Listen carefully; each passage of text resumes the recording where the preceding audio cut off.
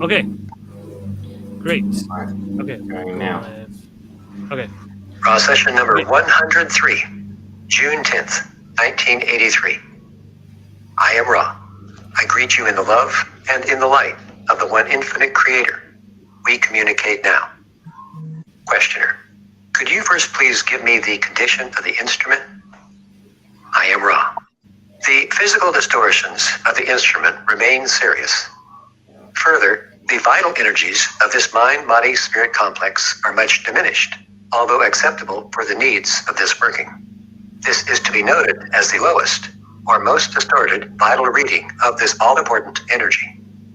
The mental and mental-emotional distortions are as last seen. We find the will of the instrument having been unwisely used to have encouraged the distortions of vital energy. It is well that the instrument ponder this. Questioner. What is the situation with respect to the physical problems with the digestive portions of the body that the instrument had previously? I am Ra. The yellow ray. We must correct ourselves. I am Ra. Please expel breath across this instrument's chest. This was done as directed. I am Ra. The channel is now satisfactory. We find the yellow ray chemical body of the instrument to be exhausted, but to be attempting the improvement by actions such as exercise and diet. We may state that the infection has not completely left the body complex, although it is far less virulent. Questioner. The instrument asks the question why she lost her joy in the recent past. Would Ra comment, please? I am Ra. The instrument made a free will decision not to address the physical catalyst causing great pain by means of the allopathically prescribed chemical compound, which the instrument was sure would be efficacious due to its reliance upon the suggestions of Ra. Thus, the catalyst was given in a more complete form. The outer service to others became nearly impossible, causing the entity to experience once again the choice of the martyr. That is, to put value in a fatal action and die, or to put value on consciousness of the creation and of the one creator, and thereby live. The instrument, through will, chose the latter path. However, the mind and mental emotional distortions did not give the support to this decision necessary to maintain a state of unity, which this entity normally experiences and has experienced since its incarnation's beginnings. Since this catalyst has been accepted, the work begun to remove distortions blocking the indigo ray might well be continued apace. Questioner. Could Ra recommend work appropriate for removing indigo ray blockage? I am Ra. We cannot recommend for the general situation, for in each case, the distortional vortex is unique. In this particular nexus, the more appropriate working is in the mental and mental-emotional powers of analysis and observation. The strongest and least distorted complex is set in support, and the less strong portions of the complex shall be strengthened. This entity has long worked with this catalyst. However, this is the first occasion wherein the drugs to dull the pain that sharpens the catalyst have been refused. Questioner. What is the present situation with respect to our fifth density service to self-oriented companion? I am Ra. This entity has, for some period of your space-time, been at rest. However, it has been alerted to the workings taking place and is soon to be your companion once again. Questioner. Can Ra recommend anything that the instrument can do or that we can do to improve any of the energies of the instrument? I am Ra. This is previously covered material. We have outlined the path the instrument may take in thought. Questioner. I didn't mean to cover previously covered material. I meant to add to this anything we could specifically focus on at this time, the best possible thing that we or the instrument could do to improve these energies, the salient activity. I am Ra. Before responding, we ask your vigilance during pain flares, as the channel is acceptable, but is being distorted periodically by the severe physical distortions of the yellow ray chemical body of the instrument. Those salient items for the support group are praise and thanksgiving in harmony. These the group has accomplished with such a degree of acceptability that we cavil not at the harmony of the group. As to the instrument, the journey from worth in action to worth in essay is arduous. The entity has denied itself in order to be free from that which it calls addiction. This sort of martyrdom, and here we speak of the small but symbolically great sacrifice of the clothing, causes the entity to frame a selfhood in poorness, which feeds unworthiness, unless the poverty is seen to be true richness. In other words, good works for the wrong reasons cause confusion and distortion. We encourage the instrument to value itself and to see that its true requirements are valued by the self. We suggest contemplation of true richness of being. Editor's note. The word cavil in the previous passage can be defined as meaning to make petty or unnecessary objections. The word in essay can be defined as meaning in being. Also, in the previous passage, Ra's reference to the instrument denying itself in order to be free from that which it calls addiction is a reference to a New Year's resolution Carla made to give up buying clothes for herself for 1 year. Questioner. Is there anything else that either we or the instrument can do that would specifically work on the vital energy of the instrument to increase it? I am Ra. We have come up against the full stop of free will. Questioner. In that case, I have a few questions on card 7 in order to finish off our first run-through of the archetypes of the mind. There is a T with 2 right angles above it on the chest of the entity in card 7. We have guessed that the lower T has to do with the possibility of choosing either path in the transformation, and the upper 2 angles representing the great way of the left or the right-hand path in a mental transformation that makes the change from space-time into time-space, you might say. This is difficult to express. Is there anything correct in this guess? I am Ra. Yes. Questioner. Would Ra comment on that? I am Ra. The use of the Ta and the architect's square is indeed intended to suggest the proximity of the space-time of the Great Way's environment to time-space. We find this observation most perceptive. The entire mood, shall we say, of the Great Way is indeed dependent upon its notable difference from the significator. The significator is the significant self, to a great extent, but not entirely influenced by the lowering of the veil. The Great Way of the mind, the body, or the spirit draws the environment which has been the new architecture caused by the veiling process and, thusly, dipped in the great limitless current of time-space. Editor's note. The word Ta in the previous passage is the 19th letter of the Greek alphabet, and in this context refers to the Ta cross, a shape which is similar to a capitalized T. Questioner. I am guessing that the wheels on this chariot indicate the ability of the mind to be able now to move in time-space. Is this correct? I am Ra. We cannot say that the observation is totally incorrect, for there is as much work in time-space as the individual who evokes this complex of concepts has assimilated. However, it would be more appropriate to draw the attention to the fact that although the chariot is wheeled, it is not harnessed to that.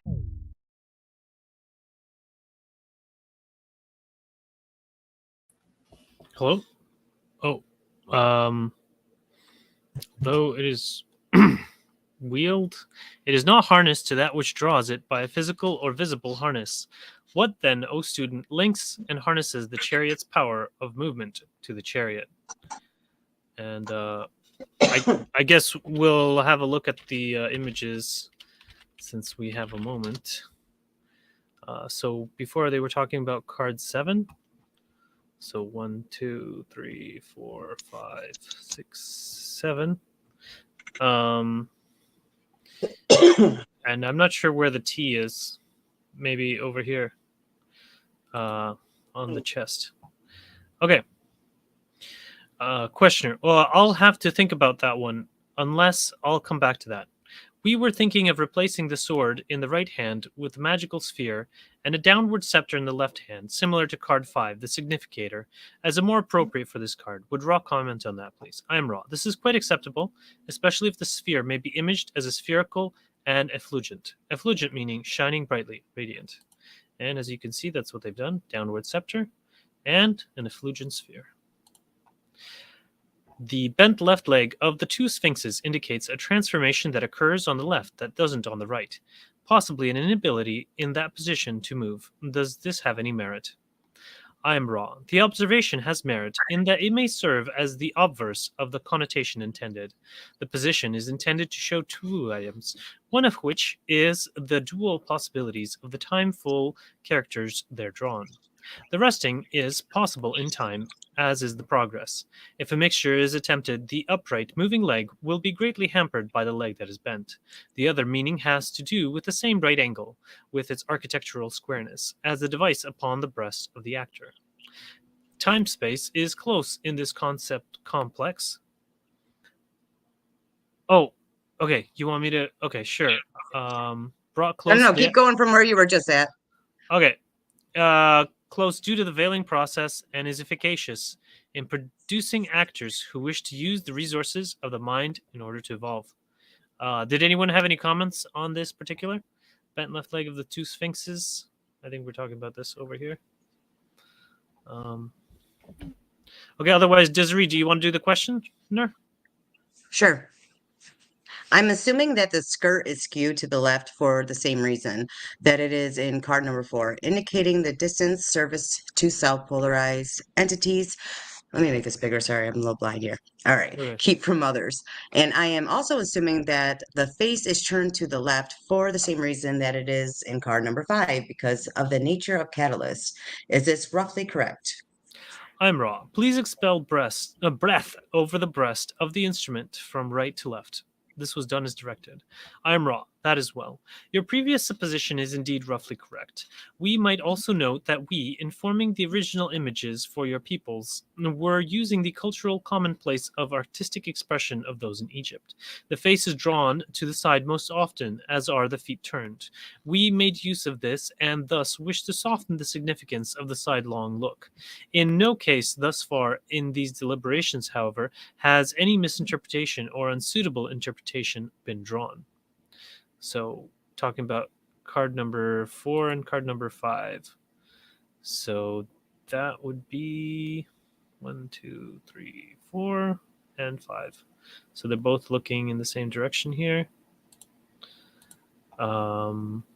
Indicating service to self polarized entities, and to the left for the same reason, because of the nature of catalyst. Yes. Okay. Our appropriate time for working right now, I believe, is close to a close. And I would like to ask, that is the 2 times we had to expel breath. What is the problem, or why in this session do we have to do that when we didn't in the most others? I'm wrong. Oh, sorry. I read your part, didn't I, Desiree? It's okay. Continue. Okay. I think you're almost done. Okay. I am Ra. This instrument is unaware of the method used to contact Ra. However, its desire was particularly strong at the outset of this working to transpire. Thus, it inadvertently was somewhat premature in its leaving of the yellow ray physical body. In this state, the object was dropped upon the instrument, which you call the tie pin microphone. The unexpected contact caused injury of the chest muscles, and we would advise some care depending from this working to avoid stress so that this injury may heal. There is a metaphysical component to this injury, and therefore we wish to be quite sure that all portions of the environment were cleansed. Since this place of working has not its usual level of protection, we used your breath to so cleanse the environment, which was at risk. Is the reason for the lack of usual level of protection the fact that it has been a considerable time since we have worked in here? I am Ra. No. What is the reason? I'm Ra. The lack of regular repetition of the so-called banishing ritual is the lack of which we spoke. From this, I assume that it would be most appropriate to daily perform the banishing ritual in this room. Is that correct? I am Ra. That is acceptable. I don't want to overtire the instrument. We're running close to time. I will just ask if there's anything we can do to improve the contact or make the instrument more comfortable, or if there is anything else that Rock could state at this time that would aid us. I am Ra. We find the alignments quite fastidiously observed. You are conscientious. Continue in support one for the other, and find the praise and thanksgiving that harmony produces. Rest your cares and be merry. I am Ra. I leave you, glorifying in the love and in the light of the one infinite Creator. Go forth, therefore, rejoicing in the power and in the peace of the one infinite Creator. Adonai. All right. So that was the session. Oh, and I greet you in the love and the light of the one infinite Creator. Let us open our hearts with loving kindness for one another, recognizing the divine within ourselves and others as we discuss this session and any other related matters. Boom. Sorry, guys, it was a little late. I had a phone call. I'm just pulling it up on my screen now so I can look at it. So if anybody else has anything. Mhm. 103. I was blown away right at the start of this one with question number 4, just talking about how she lost her joy in recent past. I'm sure that many of us have listened through this whole thing a couple of times and thought to ourselves, wow, I wish I could be so positive like Carla. You know, she always just seems to be so capable of being able to be whatever she needs to be, even in her vulnerability and her weakness at times. But her confidence and her ability to be able to move in that direction that she wants to go is crazy. And in this session, it kind of confirms something that I'd been suspecting, but points it out really nicely here in the sense that it says, however, the mind and mental emotional distortions did not give the support to this decision necessary to maintain a state of unity, which this entity normally experiences and has experienced since its incarnation's beginnings. So she's, if not all the time, had this confidence and this ability to be able to move in the direction that she's wanted to through her whole life and her teenage years. But right up until that point, that's when her 3 parts went, hang on a minute, we want to go this way. And one of them went, oh, well, I want to go this way. We've been practicing hair clips, so yeah. It's good to hear of how human these people are occasionally, you know, that they're not just these beings way up there away from us who had this crazy mystical experience. They're just as normal as we are. Yeah. Yeah, for sure. I know David Wilcock was complaining about that. These are just normal people doing normal things. Yep. How is this amazing material coming out of them? But that makes it more amazing, doesn't it? It does. Yep. Yeah. So, yeah. I mean, where you just pointed out where she's strong and you're like, oh, I admire that. But there were things in her though too that she would accept certain things that we normally wouldn't. So that you're strong in that she wasn't, you know. So it's funny how we're always like we admire people for their stuff, but we don't do it for ourselves for the things that we're capable of. So yeah, Carla certainly wasn't perfect. You know, she had a myriad no, of health issues, and which were a lot of her distortions yes, exactly. caused by him. Well, a lot of it was pre-incarnative choice, Which based on, you know, whatever her past life experiences led her to feelings of unworthiness and things like that. We covered it in the previous session. I know, And, that's why I brought it up. Yeah. So but it's great to add to the context of what Trevor Yeah. was saying. But yeah, it is great also that she did decide to put value on consciousness of the creation and the one creator and thereby live. Otherwise, we wouldn't have as much contact information from her. You know, because she had the option of to put the value in a fatal action and die, or to put value on a consciousness of the creation and the one creator and thereby live.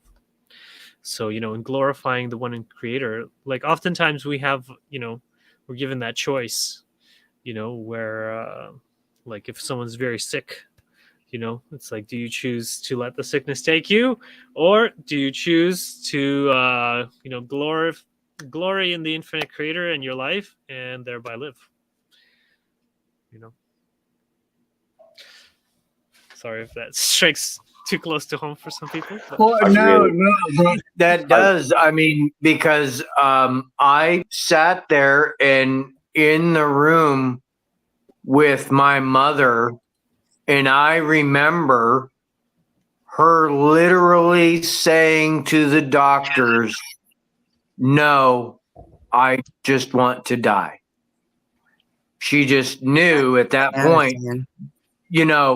there was so much going wrong that she's like, she knew her mind was a lot like mine, where if I was in that situation, I would have known, I would have just thought, my dragging this out is going to be more of a burden than a help. If I knew that I could, turn this around and come back to help more, I would be more energetic to do it. She had the energy to continue to come back and do more, continue to come back and do more, continue to do more. And that's, I think each individual one of us knows that point. None of us lives forever. So when you know that point, I saw it with my dad too, only it was different. It was more angry and bitter, but my mom wasn't like that. It was seeing that click in a person, they've made up their mind. You're not changing it. That's their decision, not yours. So I'm sorry, my phone did something weird. Can you guys still hear me? yeah, Yes. we can still hear you. Hear you okay. and see you. Okay. But no, I no, you said that. That's exactly right. Yeah, you have a definite. I think every single one of us, especially in this group, and I know other people that are like this too, where we've had experiences where we've either attempted or been close to dying, attempted suicide, whatever, and or wanted to, and something happens where you realize that no, I gotta do other things. There's other things I have to do, other people I'm going to affect. So you change your mind. And maybe it was you didn't even really make up your mind yet. You were just batting around the idea.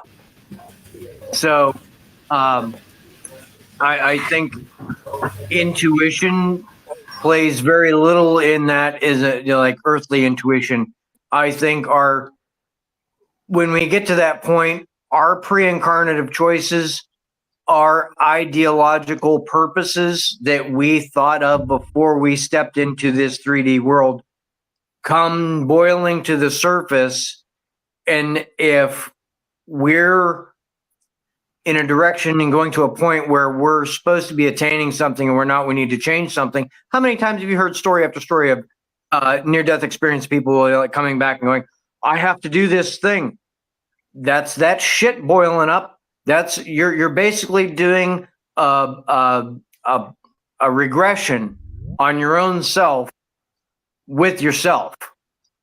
So you're realizing, I got shit to do. I got to change things. I got to not be doing this anymore, and I want to do this now. A lot of that happens, and it doesn't have to be a near-death experience. It could be a meditation.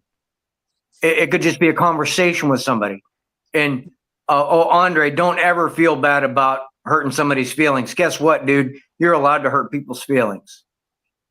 Well, they'd have to give them the power to hurt their feelings. People in do it order all for the them to have time. feelings. If you're willing to have a discussion with somebody, you're willing to, potentially, even not on purpose, but potentially hurt somebody's feelings or making someone offended. Small aside. Doesn't matter, dude. Say your piece. If something comes to your mind as a metaphor or an analogy, use it. It's there for a reason. That's your Fair enough. Yeah, Yeah, you- yeah, you- I know. I've heard lots of people's feelings by promoting peace, love, and kindness on Twitter. Oh, Do so it. many people have been so upset with do me. it. You know what? Yeah. They need it. Dude. They need their feelings hurt. Well, or to be given, because change is hard, and they may be locked into this us versus them mentality, and then they see someone promoting peace and love, and we should accept the, recognize the divine within everybody. It's like, but how can I accept the divine within those other people? You must be XYZ. And then I politely just respond, this is how we can recognize the divine within those people. Well, there's two ways you can see somebody, and this is how I because, and it's probably just because of the way I grew up.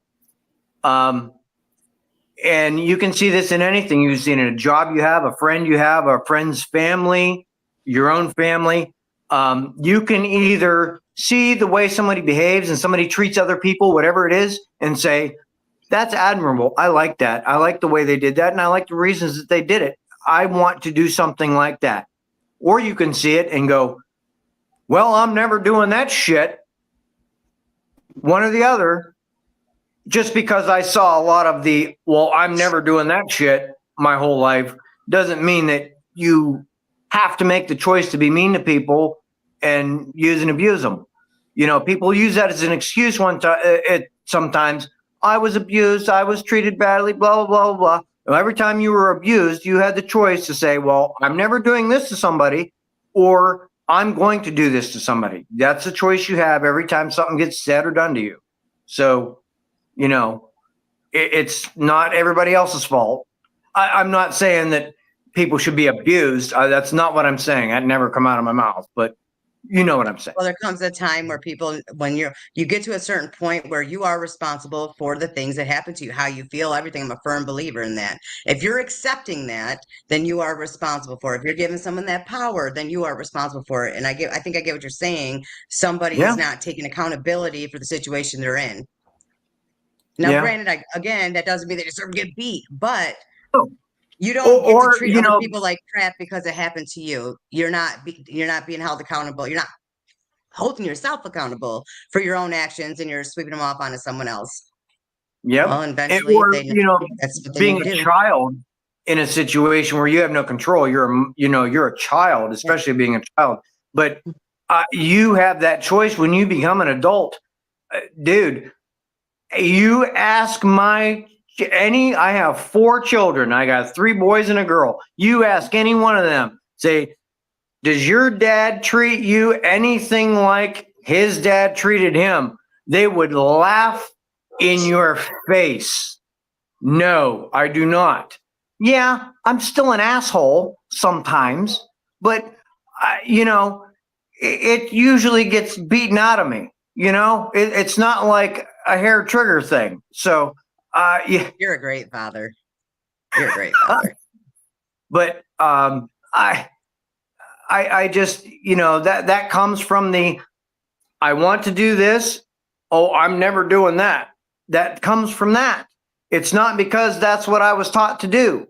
I was not taught to do what I do with my kids. I was taught not to do it. Yeah, you were taught what not to do. Yeah. So you chose how to transform that. Yeah. No, dude, you have no idea. And you, Andre, what you were saying about change, dude, I never saw anyone in my life more adverse to change than my own father. My own father literally told me to my face, nothing changes until I'm fucking dead. I mean, he was just adamant about it. He was so scared of change. When my grandpa died, when his dad died, he was scared. I never actually saw him that scared in my life. Because the person that took care of him, my dad was very pampered. He was an only child. Born in 1933, and you're an only child. That didn't happen very often. So he got spoiled a lot. He was taken care of his whole life. And when my grandpa died, he was a myth for quite a while, and then just got right back into the bitter, angry thing. And it went even further. Then when my mom died, no one there to keep him in check. He just went kind of insane. So it was no matter what the catalyst, change was bad, change was evil, and he blamed everybody else for the change, and change is inevitable. You can sit here and do nothing. Guess what's going to happen? Shit changes. It's true. You'll sit, I you'll just- sit there. Well, Go wanted ahead. to give Trevor a chance. Oh, But then we could also go more into this choice stuff as well. I found some great passages, but I want to give Trevor a chance because he's been waiting a while. I'm sorry, Trevor. Trevor, you're just muted right now. You're Silly. There. Yeah, I'm speaking to the same thing, so no hurry, except I was just going to come at it from a biological standpoint in the sense that, like, when we were started from where Carla made that decision to choose to go with Unity rather than her own desires, that sort of saw her seemingly come out the positive side of the biological effects of that. She kept living. While we can't say for certain that it's fact she would have died otherwise, clearly we can't tell what would have happened, but it's definitely grounds, and that's basically what I love studying the most, is all about this type of stuff, what our choice actually does biologically to our entire system. There was a video not too long ago that got around on Instagram about interleukin 2 and how it has cancer-fighting properties. And that's a perfect example of it.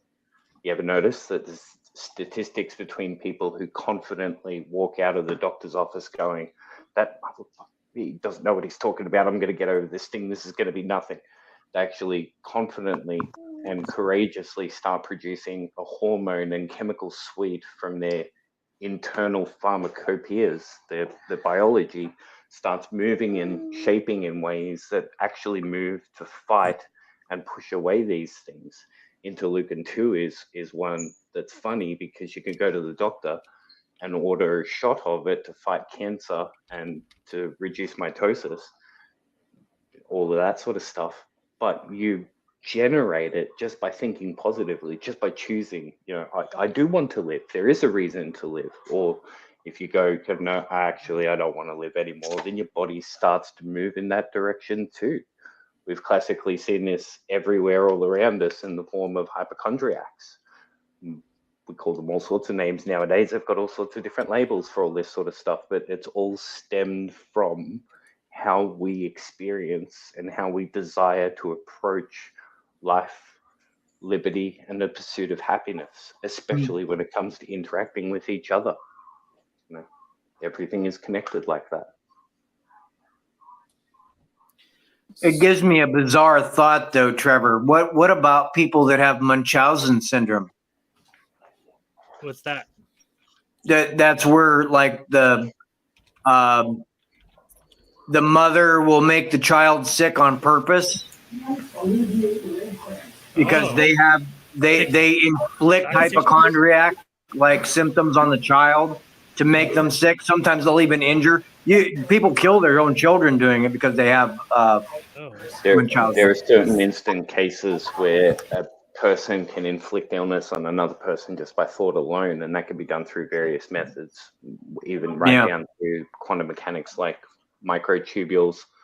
But just on the basis of mirror cells, you have a look at how a child always mirrors their parent. So if you've got a parent and they've got a child right next to them and they're nice and calm and normal, if I started reacting in a fearful state, like there was a serial killer behind us, Dahlia would start picking up on my feelings and emotions.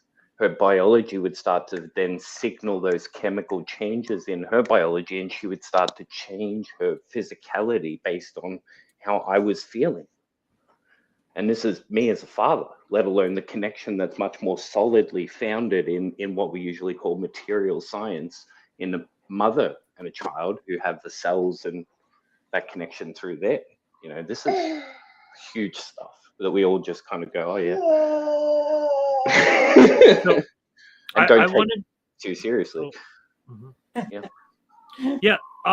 those are all valid points. I just wanted to, if I could, speak a little bit here about the energy centers from the Kuo material that are related to experiencing offense or hurt feelings.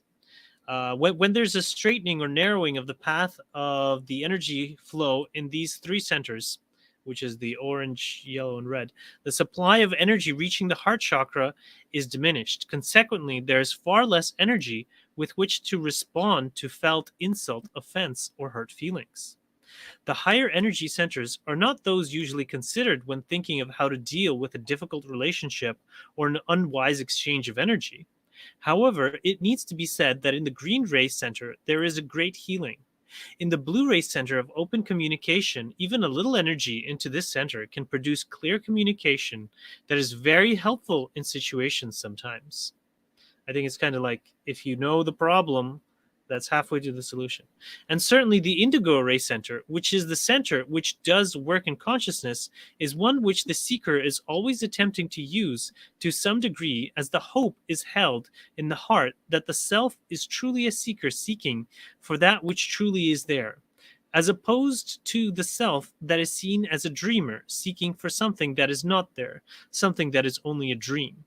So because with indigo ray you can get valid intuitions. So with blue ray you can express what is the problem, and then with indigo ray you can ask the one infinite or intelligence, the what is the solution, and then intelligent infinity will provide you with an answer.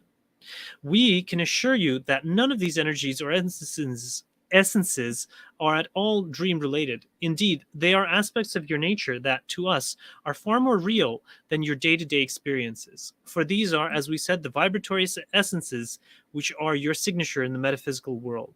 The saying that this instrument has is that you are what you eat. We would replace this adage with you are what you think. All right. Don't want to take up too much time, but I just wanted to kind of put this out there as a kind of like that there is some legitimacy. Like if when people have, hurt feelings or something like that, we shouldn't be suppressing them because that's not dealing with your catalyst, right? So you can if you have all of your energy centers open, your have faith in the provision of God for your red, and then you recognize the divine within yourself and your spouse and your family, and then all beings. Then you get, that's the heart, right? The heart is the all beings.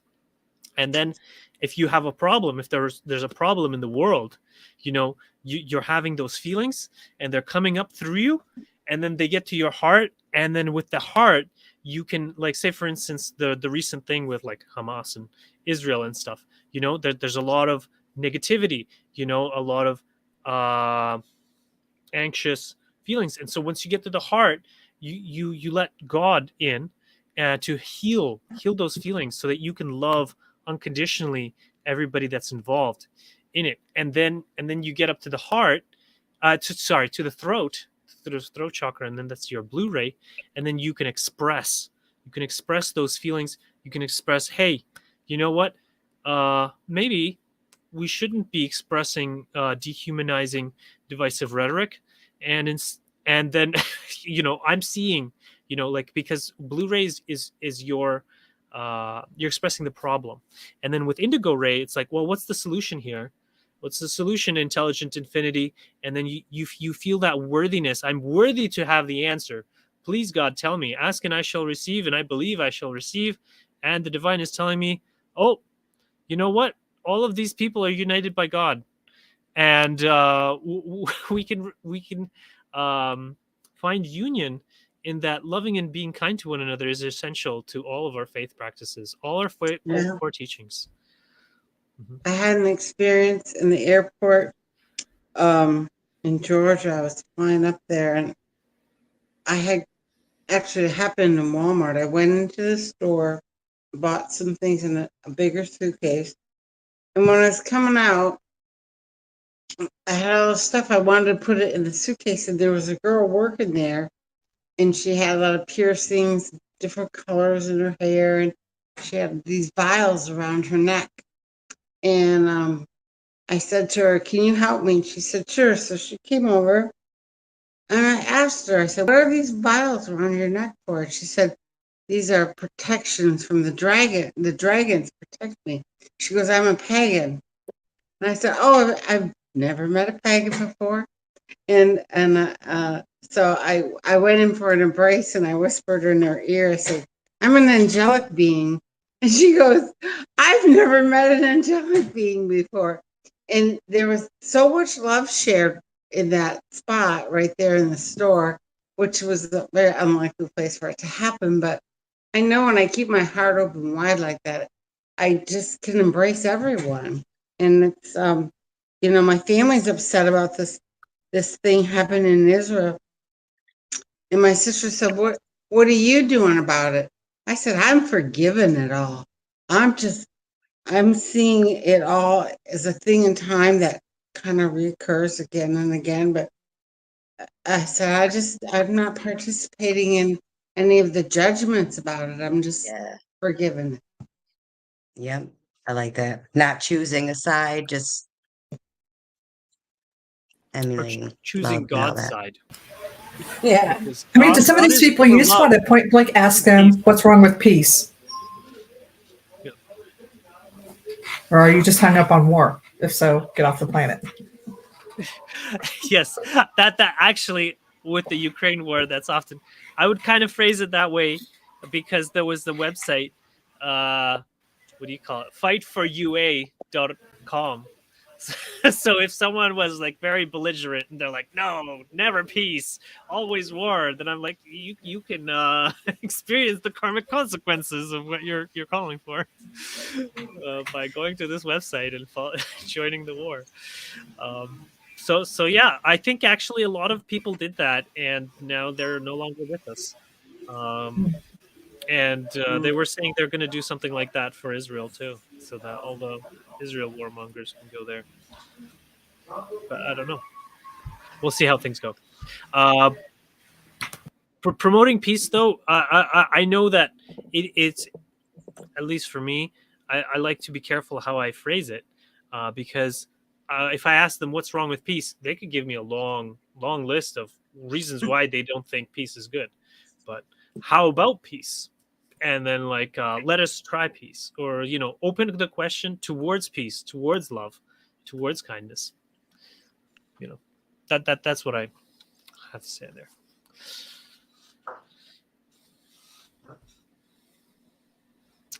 Anyone else want to share something? Or I could look something else up. Alrighty, gang. I'm going to call it a day. Love and light to you all. Have a good one. Oh, okay. And keep being you. Okay, you as well. Thank you for joining us. We really appreciate It was it. nice seeing your face. Yeah, we have Trevor, tickle your daughter for me. It's good for Her it. skin's so big and beautiful. God, she's beautiful. Yeah. Yep, she is. Better than Elmo. So, yep, definitely. That's great. That's great. All right. See you. Okay. Yeah, it's nice seeing everybody. Yeah, it's been a while. Hello, Isaac and Benny. Maddie. Benny's, wow, he just walked past. He didn't even say hi. What the hell, Benny? Benny's working. Benny's working. He's doing hard work. Hey, he can take a minute and say hi. Say hi. Yo, what's good? Hi, Benny. What's good? I'm just working hard. Yeah, We yeah. see. We're watching you work. I'm bringing adolescent here to the autism kids. So That's awesome.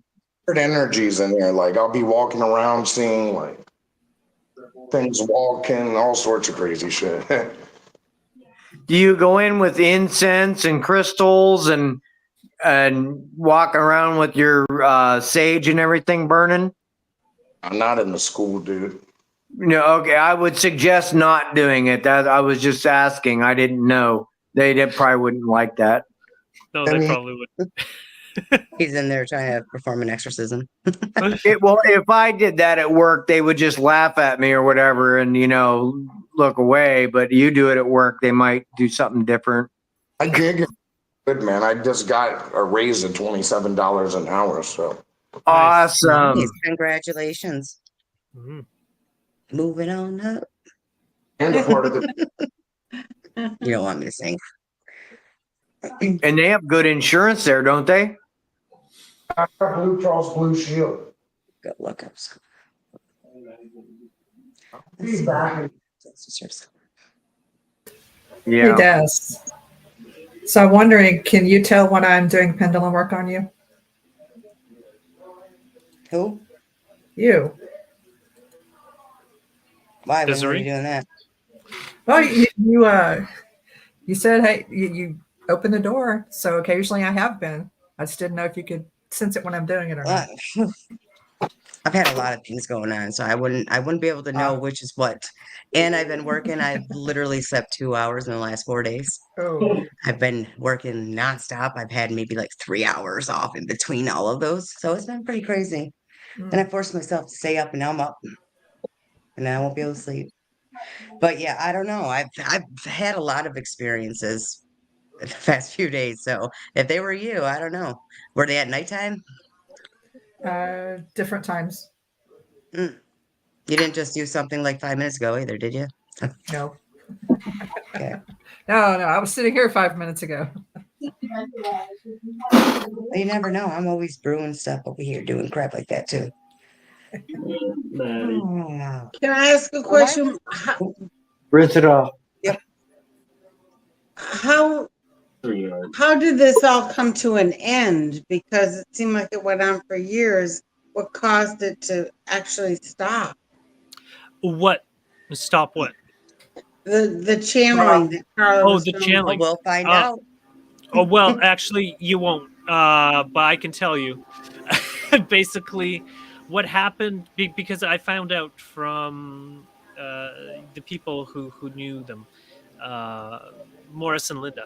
And so basically, what was going on was they were looking for a place in. What do you call it? Anyways, a different city. It's mentioned a lot, in this, and they're looking for a different place because the guy was afraid he would lose his job, and so, well, basically, he was blocked on a lot of his chakras, because if you're afraid for your livelihood, then that's a very so he was basically going through an initiation experience, and he did not pass. Don Elkins, who's the questioner. He did not pass the initiation. He basically got bogged down with a bunch of energy blockages, and as well as fear. And then he stopped eating, and he was getting very thin. And Initiation to what? initiation. So initiation is you know the initiation where the Great Pyramid, what it was made for. It was made for the initiation. So it's for when the person goes from being a regular human to an enlightened human. And between these two phases, it's the phase between sanctification and divinization in Christianity, for instance. And so, I mean, I grasp that, but you're saying his initiation.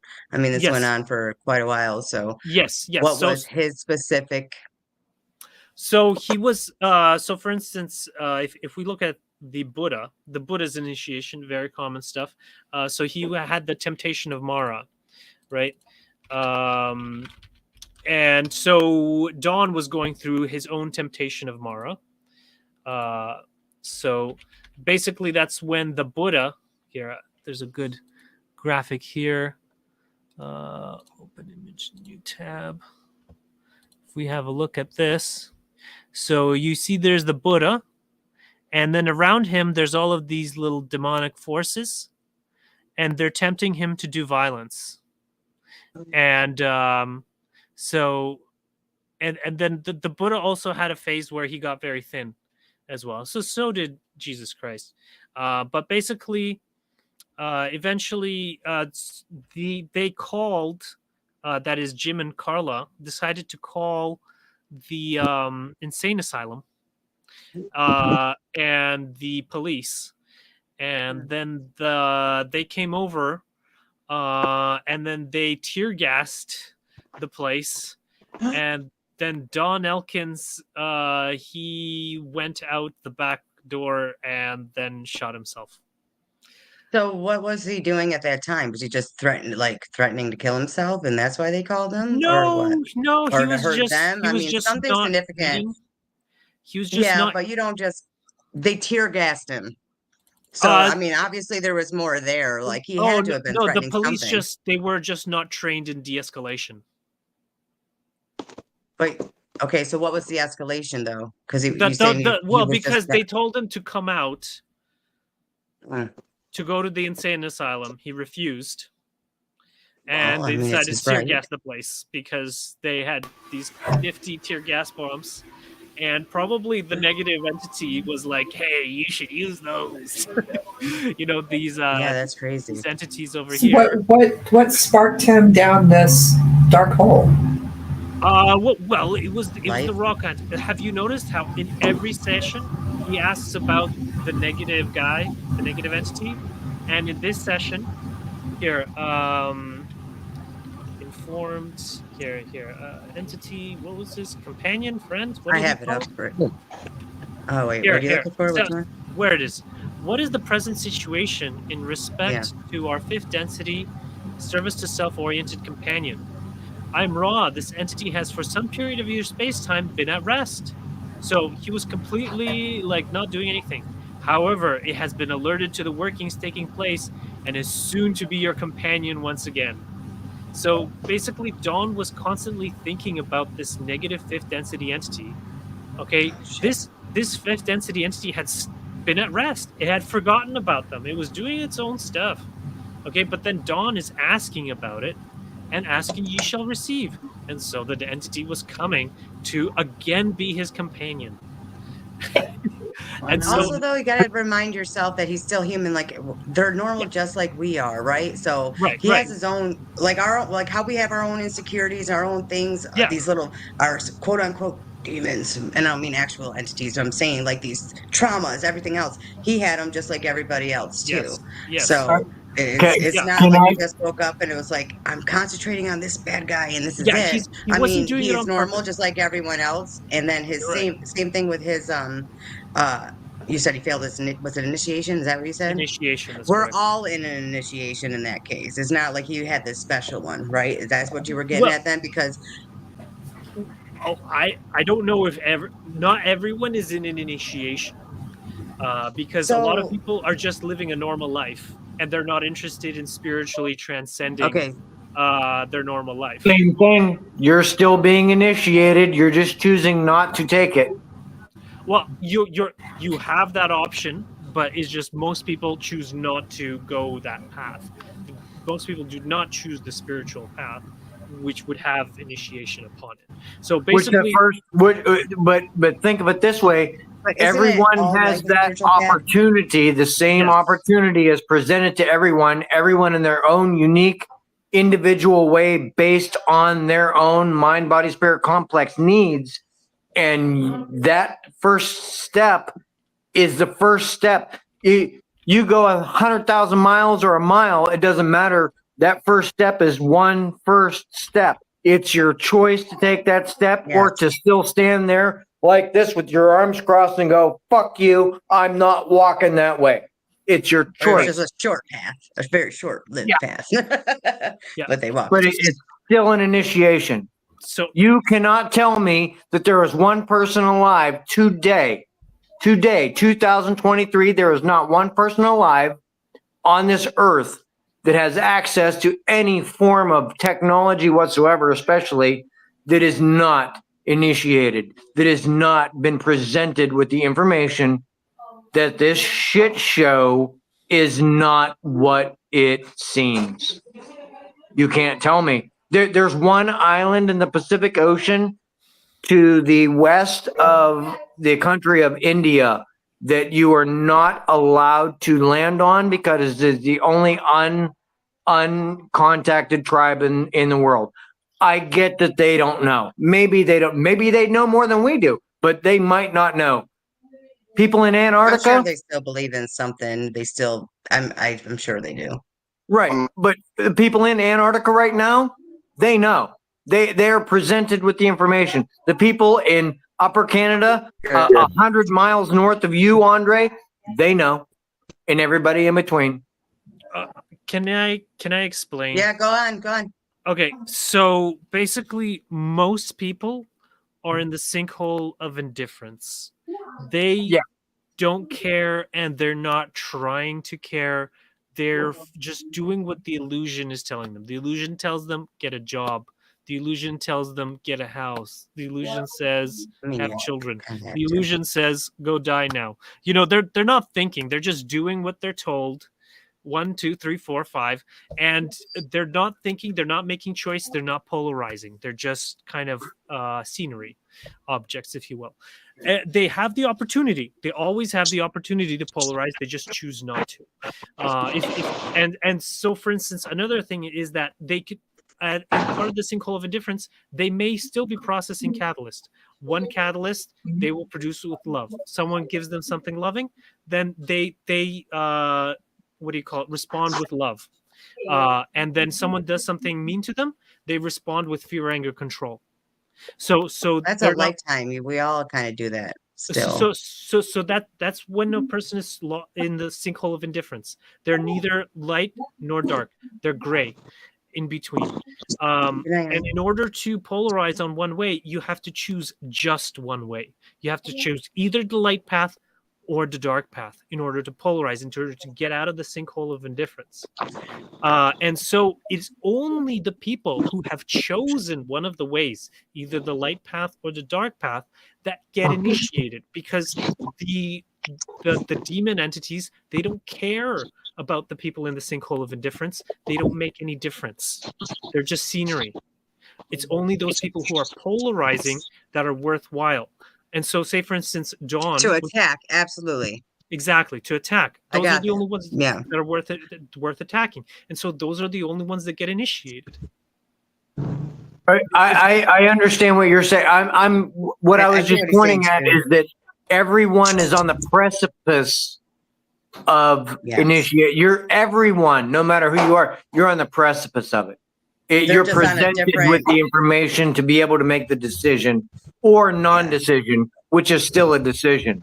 Yeah. So- Why do you think we got 75,000 years over here, guys, to make figure that shit out? Well, yeah, and to think that that's only, that 75,000 years is nothing in the timeline, at least the space-time timeline of first, second, third, fourth, fifth dimensions. It's like a drop in the bucket. But Yeah. so I wanted to point to something that you said, Andre. Andre, and dude, we love you. I don't want you to think like I feel like we kind of ganged up on you with that. I don't No, want actually, you to we think that. agree with everything he was saying. He Right, was just, but- you were taking it differently. We weren't saying, but like Fred was saying, everybody is on that path because you start. I feel like the first moment that you even hear about God and you're like, oh, do I believe in that? What?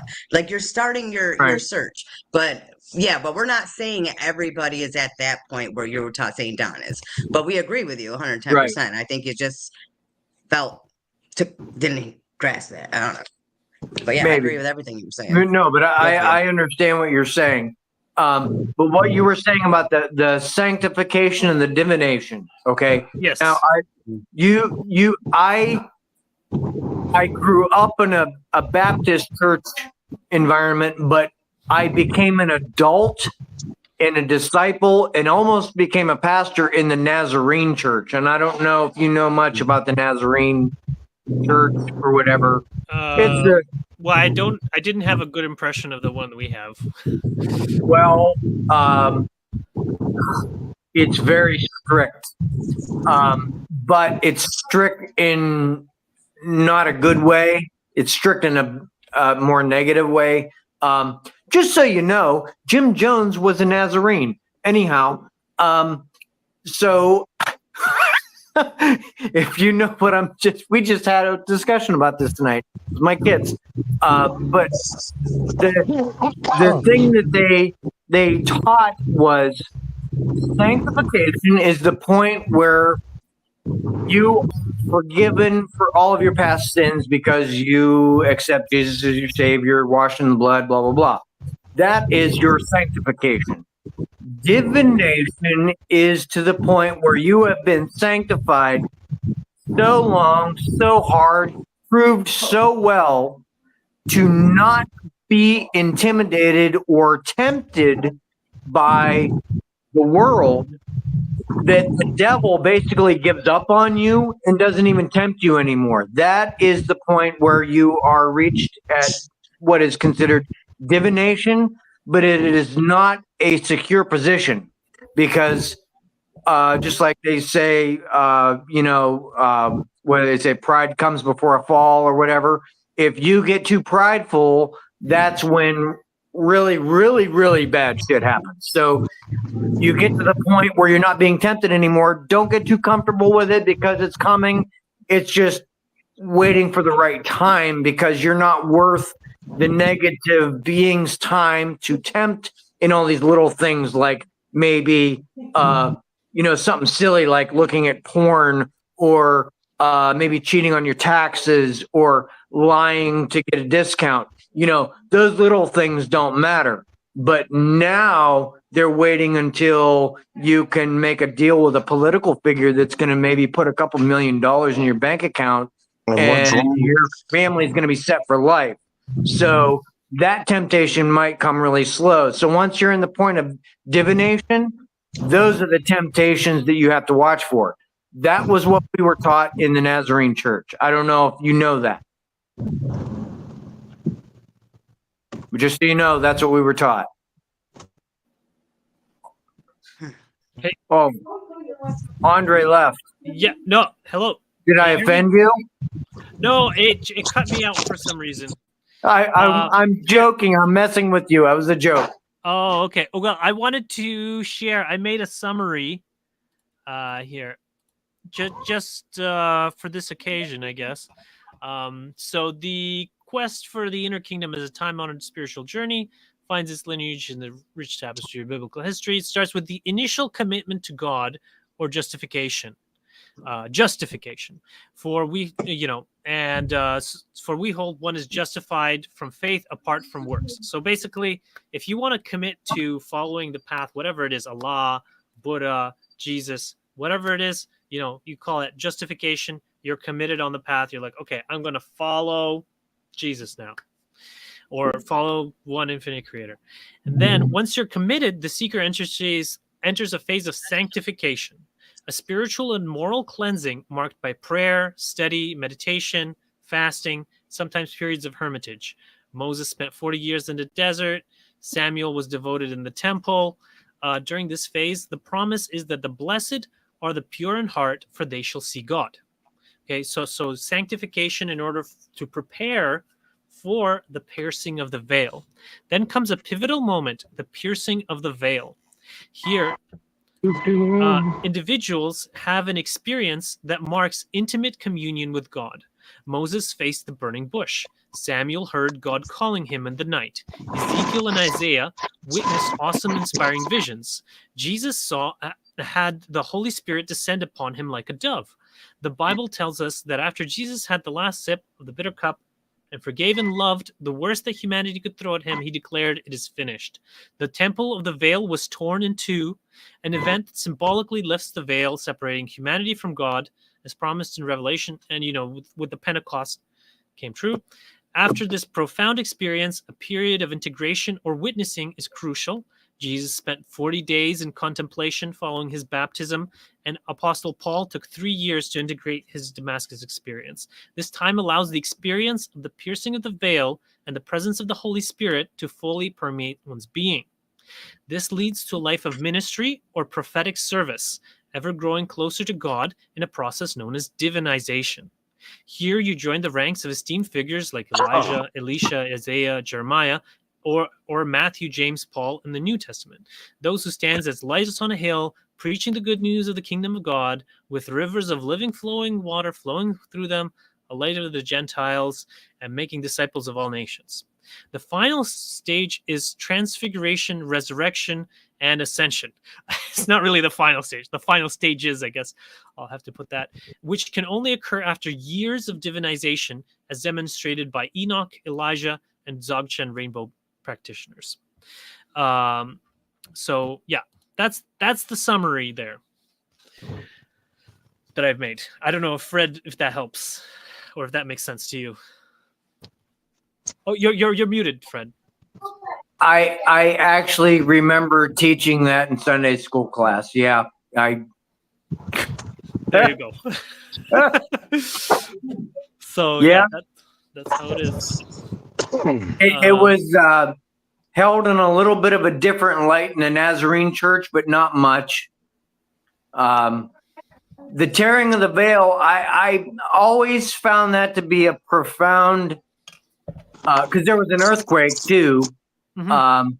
And did you know that that's actually archaeologically recorded, that earthquake that occurred around that time? It destroyed a lot of parts of the city, and it destroyed parts of the temple. What do you think, Andre? I'm specifically asking you because you're well versed and well read. What do you think because you know as well as I do, they put stuff in the Bible and kept stuff out of the Bible and actually have taken stuff out of the Bible on purpose many times over the years. Why do you think the depiction of the veil being torn was not only put in there, but left in there and kept in there? Why do you think that is? Well, I think that it's ultimately God is in charge of everything that was put in and taken out, and really what man is most in charge of is interpretation. And because people can choose to, they form their bias, right? And so a lot of people have that sinkhole of indifference bias where they're just like, I don't want to interpret this myself. You tell me. I'm going to read the commentary to find out what this means, or something like that, or you tell me what to think about this. And then they're just, parrots. And then they're not using it as a way of spiritually growing. And then some people distort the Bible or whichever work for self-service reasons. And then other people use it for service to self, service to others. And service to others is what Jesus and Paul and all those other ones call on us to do. So it's basically a matter of interpretation, what you're saying. Because yes. I mean, because the example I give people is, you read text, any religious text or text like that, like the Bible, and you look at the Old Testament where it says, "Thou shalt not kill," and then you look at the New Testament where Jesus is saying, "Love thy neighbor as thyself." Both of them mean the same thing, but one of them is, "Oh, I'm not allowed to do this." Okay. And the other one is, "Well, I'm supposed to do this. So what does that mean?" And it actually makes you think, well, anybody would know if you said, love your neighbor as you love yourself. Well, unless you're suicidal, you don't want to kill them. So the rest of it just kind of is logical. It just falls into place.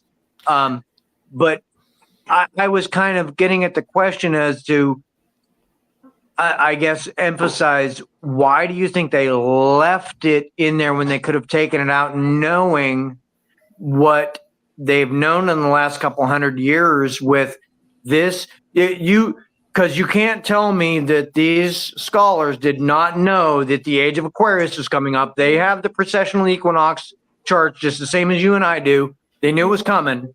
Why did they leave it in there? So to answer your question, it's multifaceted. Well, they actually do say love your neighbor as yourself in the Old Testament as well.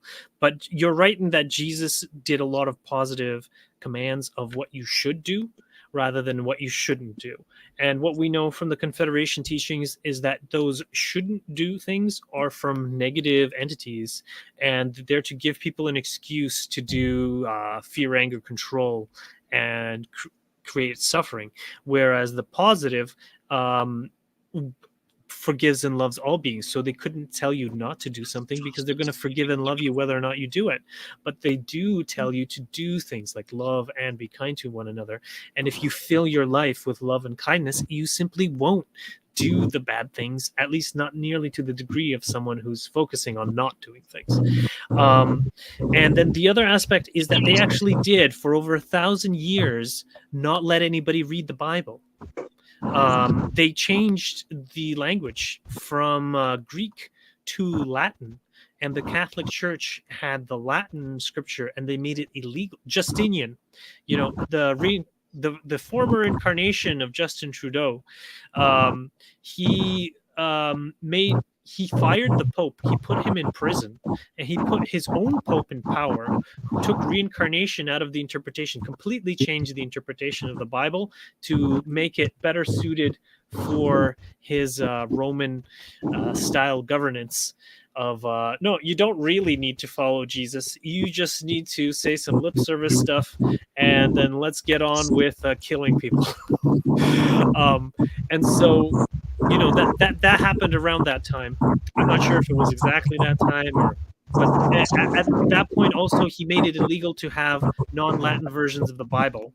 And then by 800 AD, when Charlemagne was crowned Holy Emperor, most people couldn't read by that point. And it was illegal to have a version of the Bible.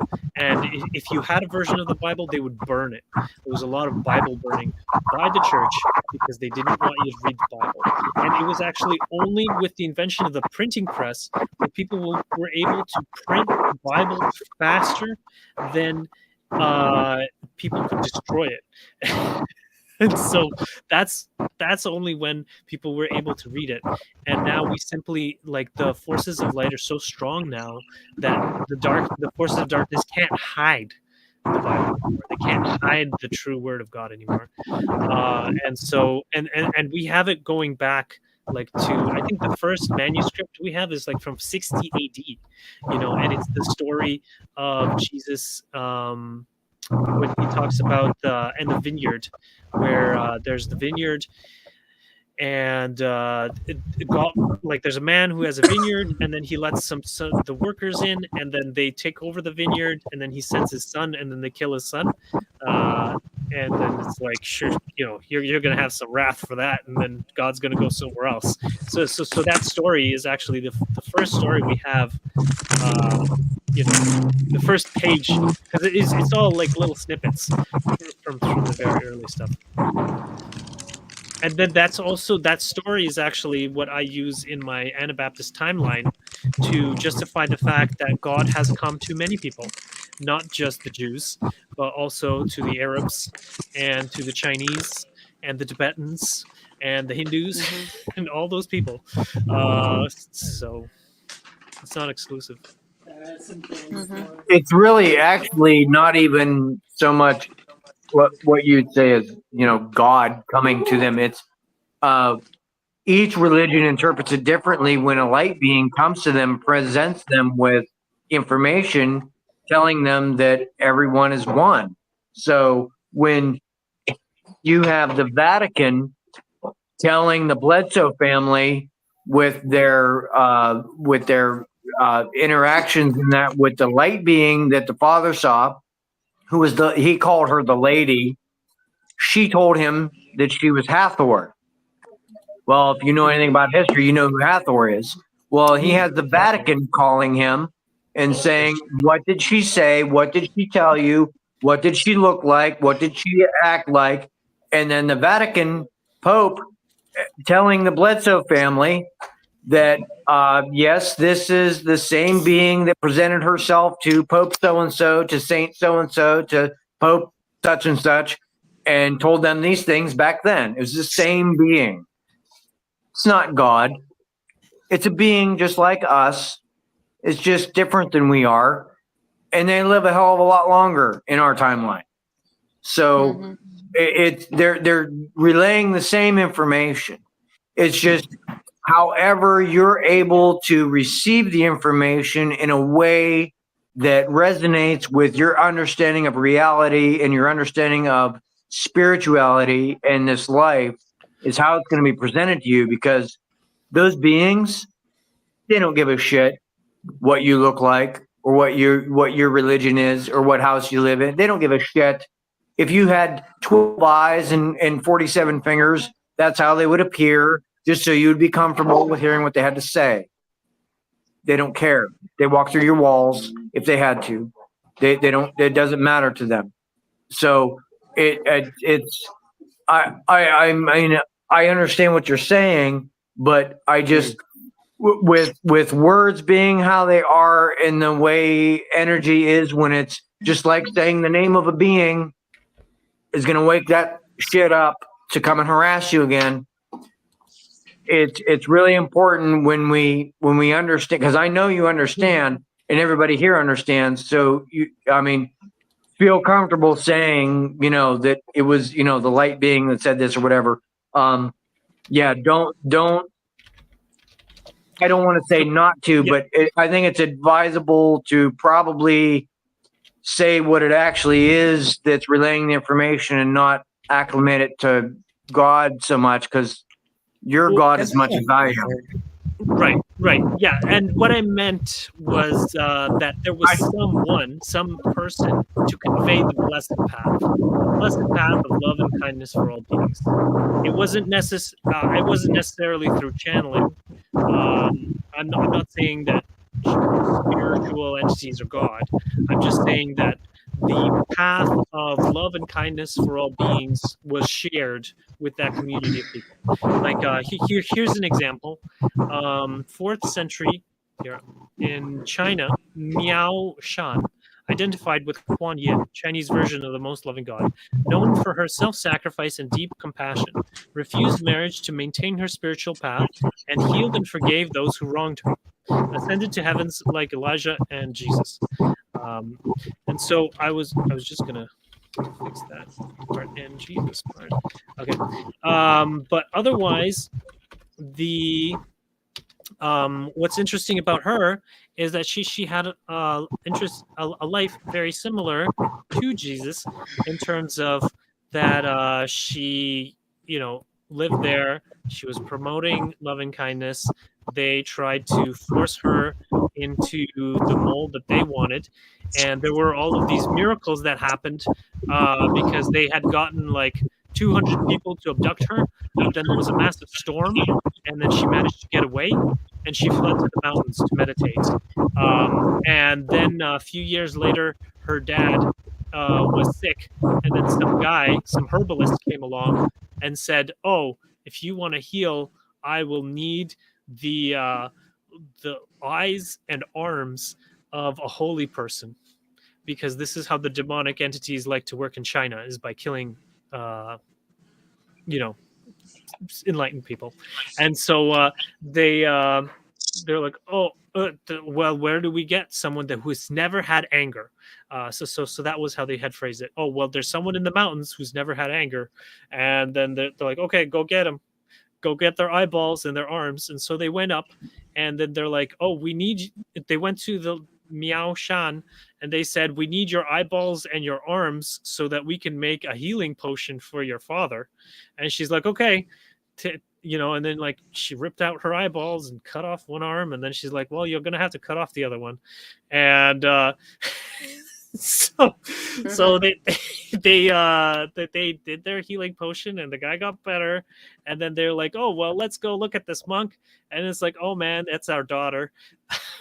We ripped out her eyes and cut off her arms, and then she she did like a rainbow body thing, where she ascended into the heavens, and then she came back fully formed, and they're like, "Oh, that is our daughter. Oh my gosh, you're God," or like, "You're so amazing." And then that was kind of the legend of Kuan Yin in China. But yeah, and so that was kind of like one of the ways that they got that there. I hope that was just a story and like a Hansel and Gretel thing, not no, it's for real. Unfortunately, they had what do you call it? Basically, China has a very complicated thing, but they have a very deep history. And there was the Yong Emperor, who was the first emperor, and he created herbalism, which was a fine idea, but he also included some potions that contained some weird animal stuff, and then like people took that to an extreme, and the demonic forces twisted it to the point where they're like, okay, in order to heal people, you have to kill the what do you call it, saints, in order to use their body parts for healing remedies. Just like you had to like kill deer and tigers and all those things. It's like saints were for some reason. Isn't that the same mentality that they have for using the circumcised foreskin and aborted fetus tissue for rejuvenation of life and everything in Hollywood? It's the same. It's the same thing. Yeah. And like that, you know, the blood of the innocent and things like that. And so it's that same, the same demonic forces that are working. And the reason that they're working is because they're fed on the pain and suffering that it causes to the world, not because of the actual physical substance.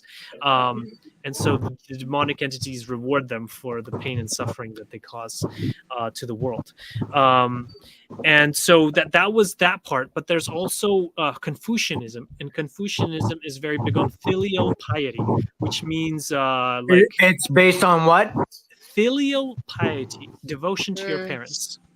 So they're extremely devoted to their parents, and so they're willing to sacrifice their own bodies for their parents. And so, as in, Is that why you have 10 kids in China? But I don't know anywhere. Mennonites, Amish, no. Catholics. Mennonites and Mormons. Mennonites and Catholics don't have that. I'm talking about China.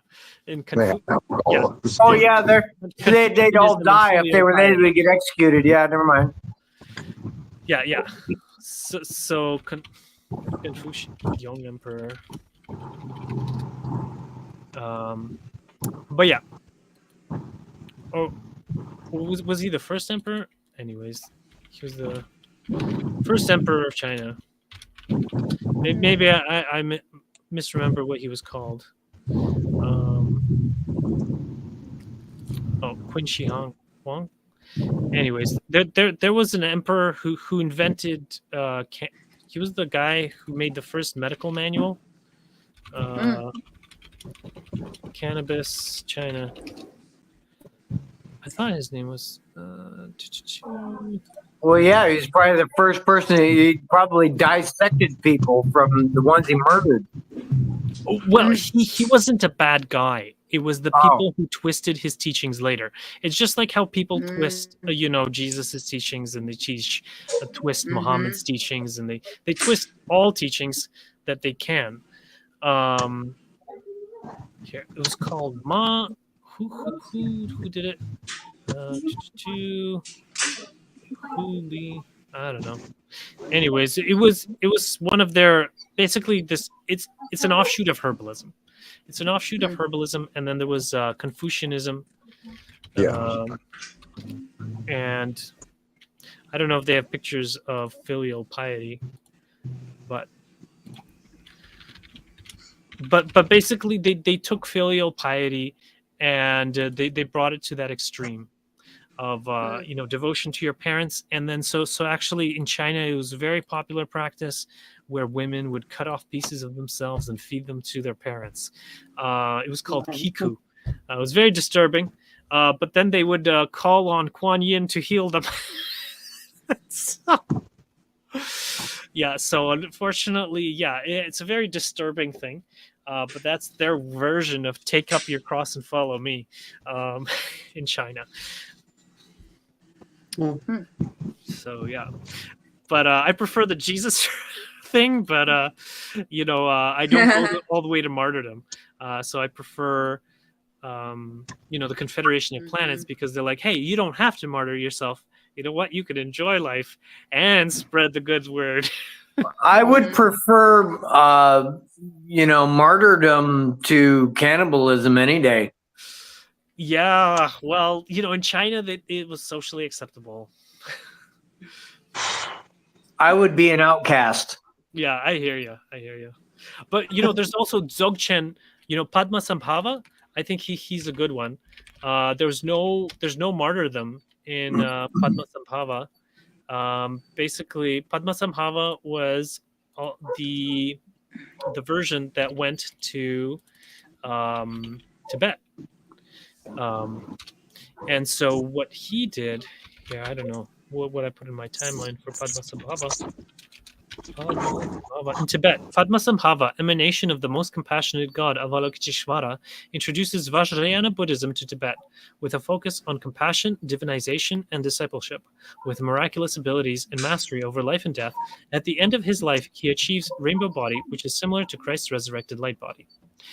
So basically, Padmasambhava is he's still running around, talking to Tibetan monks, basically, and there's been he started what was called Dzogchen Buddhism, or there was a lineage of Dzogchen, the Great Perfection in Tibet, which focuses on direct experiences of the mind, divinization, compassion, and importance of discipleship. This is a lineage of people, many of who, after years of compassion, discipleship, and contemplation, achieve rainbow bodies like that of Christ. They've have over 100,000 people have achieved it, and the last one was in 1998. So like we were talking about that kingdom of God, I included the rainbow body Dzogchen Buddhists there, and they don't get martyred. They just like meditate for a long time, and when they're ready to go, they're like, okay, I'm just gonna turn my body into rainbows now, guys. And then they're like, yeah, okay, sure. Then it just turns into rainbow. And then they can, just like Jesus came back to talk to their disciples after he turned his body into rainbows or whatever. Then they can also come back to talk to their disciples in their rainbow body. I've seen a video of this. Maybe it was that most recent one you're talking about. I don't know, but like they were outside meditating, and there was a literal rainbow that like went around. All the way circled around. It's pretty cool. Yeah. Choices leading to enlightenment. Okay. All right. Because, guys, we went down the rabbit hole, and I was like, I don't even know where we started to get to this. Yeah. Oh, the initiation. I actually had thing. As an entity assesses the upcoming, shall we say, incarnation and the potentials for growth that it wishes to include, it will survey the kind of transformations or initiations, as they are often called, that will be necessary to undergo as a portion of the learning process. Much as a student with your colleges would determine which courses of mathematics would be necessary in order to master the particular field of study. There are also times during the incarnational experience that what you may call a plateau or another nature is reached, this being determined by the entity's overall needs for some respite from the arduous journey. All journeys at some time tend to fatigue the pilgrim, for there are those times during which the steps are taken in directions that are not planned and that necessitate more expenditure of energy in order to learn the lessons of those steps than is readily available on a constant basis to the seeker. These plateaus are more obvious than are those initiations or transformations of which we had spoken previously. These, the initiations and transformations, more frequently occur in an unseen or unrecognized manner where the entity is totally immersed in some quality or distorted quality of its being balanced, is attempted and attempted again until the transformation is complete. Okay, well, not quite the quote I was looking for, but it talks a little about initiation and that people may have pre-incarnatively chosen to have an initiation or transformation experience, like a piercing of the veil or turning into a rainbow. Okay, Andre, pointing to that, there's something just like clicked in my brain. So I wanted to point this out, and anybody that has any experience or any understanding of this, please chime in. So, okay, this is our understanding, or at least my understanding, and based on law one, this should be, I would think, the understanding if that were all true. We enter this life with certain pre-incarnative choices. Now, every detail isn't a pre-incarnative choice. I get that.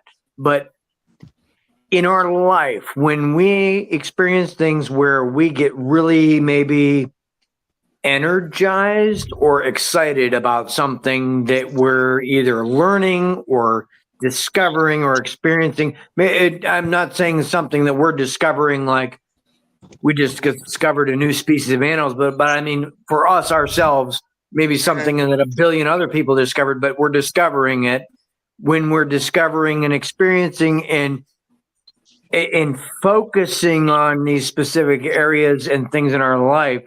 When that excitement wells up, do you think it is similar to like a deja vu type experience where we're aligning ourselves to what some sort of pre-incarnative thing we decided, hey, I put myself in this place at this time in this situation with this, and this XYZ. This might happen. The probability of this happening is higher than it not. So when it happens, I'm going to let myself know. Do you think that's Yes. Well, I don't know if we lost Fred, but certainly you're correct that we do make pre-incarnative choices, like for our soulmates or other major life events. We make those choices before we get here, and then yeah, for sure, we would be excited when we see the person or the things coming about. And as we were just reading, that for the things that you have pre-planned, you have the energy to do them. Whereas if you're starting to do something that is off your track, you can still do them because you have free will, but you may not have the energy. And I know sometimes for me, I experience that, like where I get into something and then I just feel really tired. Like, like I'm just not feeling it, and it's like this wasn't part of my pre-planned journey. And then I go, actually usually I have a nap. And then while I'm having a nap or I'm lying down meditation, I am inspired by what my life trajectory should be, and then I go back to my life trajectory and where I feel energized. I'm like, yes, this was what I should be doing. okay? So my next question would be then, how the fuck do you find your pre-planned journey is to the best of your ability? I know it's not going to be perfect. I know it's going to be a lot in mystery and metaphor or whatever, but how the fuck do you line that up? I mean, so you're not wasting your time. Is there a way that you can just say, you know what? I understand this shit show and what it's going on. I know what I did. All right. Let me know what I actually fucking did. Stop playing games. Stop this guesswork bullshit. Oh, is that a white screen? No, it's a green screen. Oh, no, it's a blue screen now. Stop this shit. Just tell me, what did I do? What did I plan on doing? So I know what the fuck I'm supposed to do. How do you do it? Yeah, meditation. That's the short answer. Sometimes, Fred, sometimes it's just being is what you're supposed to do. Just be. And it's also just choices. I mean, you can make one choice and 50 things are going to happen. You can make another choice and a whole other bunch of shit is going to happen. So okay, my dilemma is, or not my dilemma, but my leaning is, so what that's saying to me is, when I'm doing something or repeatedly doing something or going in a certain direction and I'm just like, you know what, this is fucking shit. This is shit. This is just fucking shit. This is so fucking retarded. I'm going to commit a crime if I keep having to fucking do this. Then that means you have to step away. That is Maybe. Exactly. So that's telling you should step away and do something else. Okay, so you're not supposed to just suffer through it because you're being an asshole. No. Yeah, exactly. You can't- Usually, it's always a call to listen to your inner voice. And if you're getting to the point where you're suffering, then that means you probably haven't been listening to your inner voice for a while. Here, just because you were talking about stepping away from the poo show, I have a great quote, and I even had an image for it that I made just recently. By lifting our consciousness, we can transcend negativity.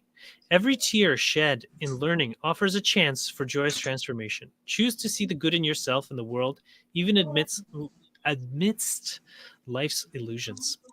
My friends, when you lift up your consciousness into the great mirror of light, you offer a gift to yourself, to all those about you, and to your planet, the nature of which is indescribable.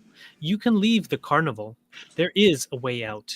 And while you are gone and have raised yourself up into a focus too fine for this illusion, you may descend once again and join the carnival and ride the horses on the merry-go-round and eat the cotton candy and laugh and choose to find in your hall of mirrors good and kindly images. How do you choose to see yourself is your illusion. It is your choice. We do not deny any of those things which are negative, seen against the positive standard of a healthy, smiling, vibrant evolution. We do not deny hate or death or jealousy, pain or anguish or loss. We only say to you that they are a part of that which is an illusion, and that at the heart of each of these things is a transformation which is so positive that joy leaps from every tear that we may shed in the learning of those lessons, of these lessons. Beautiful. It's nice. Here's the Mhm. image. Love it. I mean, look, wow. Yeah, that's life. There's the mirror and there's the carnival of life, and this person is stepping away from it to do some introspection, and then afterwards they'll go back to the party. It's always a party. Yeah, I got ChatGPT or DAL-E to generate this image based on this piece of text. Really? Wow. Yeah, Oh, that's you beautiful. know that there's a galaxy for the Confederation of Planets and some planets over there. Wow. Is that like is the Confederation the same thing as the Confederation of Light? Cool. It's the Confederation of Planets, which it's in the LL Research Archives. The Kuo, Latwi, Hatan, they're all part of members of and Ra are all members of the Confederation of Planets, and there's other members too. It's the Galactic Federation, basically. That's what you're saying. Well, there's apparently, well, they have 53 planetary systems, but they're kind of our local service to others interplanetary confederation. The Andromedans, the Pleiadians, all that is a part of it, I guess. You're saying. Maybe. I can't speak for that because they often don't mention who is and who isn't a member. They have a policy of not commenting on other channelings. It's other than to say if they're service to others or service to self, or like what their general polarity is. Well, Andromedans' polarity is like almost like Arcturians in the sense, they're just energetic. Looking through a prism, you see the rainbow, you see all that shit. Fucking Yeah, I know Arcturians. They have a lot of wisdom teachings because they're fifth density. yes. So Are like Arcturians mostly light beings, which would be considered positive? They are completely light. They will only show. they up are in positive. They are light. positive. But they're also heavy on the wisdom teaching. Like I said, They are. Yeah, they'll drag you through the mud if they want to teach you Aren't something. some of them in higher dimensions or? well, yeah, they're fifth density.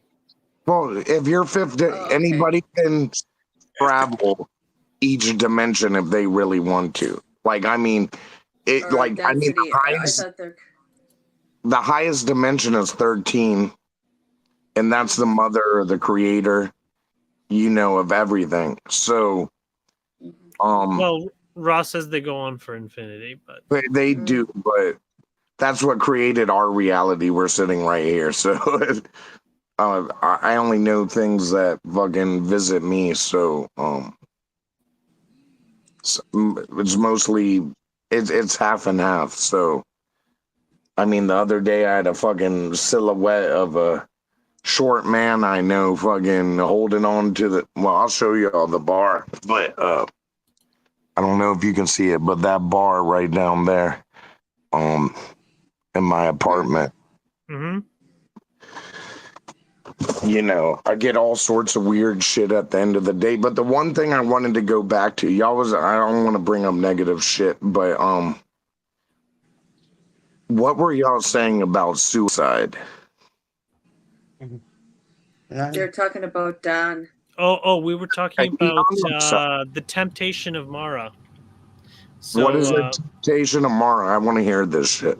So basically, when a person, say for instance, if they're going on the service to others path, here I got some good illustrations for it somewhere. Here I got a media. Oh, if I can get to my media. I love this guy. How do you spell Mara? Because I can't see what your post. I can't. So Mara is Mara. So okay, well, I here, actually know somebody named Mara. Oh yeah, cool. well it means death. It means death. Oh. Mara means Oh, death. wonderful! Fuck 'em. So the temptation of Mara, here, if we have a look, basically it's those fifth and fourth density negative entities. So when a person is going on the service to others path over here, then they are tempted by, or when they start going on this path, you know, especially when they start, but all the time really, if they start to fall off the way, they are tempted by Mara, which provides all of these various demonic entities. And here, maybe this one is a little better. So basically, you see their grimacing faces and things like that, and so they tempt people to what do you call it? First, they tempt people to kind of sin or do vices like, oh, you know, clap that guy on the head, or you know, pour some water, or like put a banana peel there, you know, like silly stuff like that. And then like if the person doesn't get tempted by that, you know, that they usually tempt with lust. It's like, oh, go, you know, get a hooker, or you know, something like that. Or like go, your friend, you know, here, this is the tempting by lust. There's the sisters who tempt by lust, and so it tries to entrap people into just like thinking about lust all the time, and then so in that way straying from the service to others path, because they're on the service to self path of trying to just please their carnal urges. And then once if a person doesn't do that, okay, and they're not willing to hurt other people, so they might be tempted into like, oh, gain more power for yourself, and like over here, you know, like get some power for yourself. There's also a good one. I have the space pirates. We'll get into that in a bit maybe, if we have time. And so then they if all else fails, if they can't convert you to their side, they're going to try to get you to kill yourself. And so that's kind of like their last. See this guy. Hey, Andre, can I tell you something? Oh, okay. Before you go any further, I want you.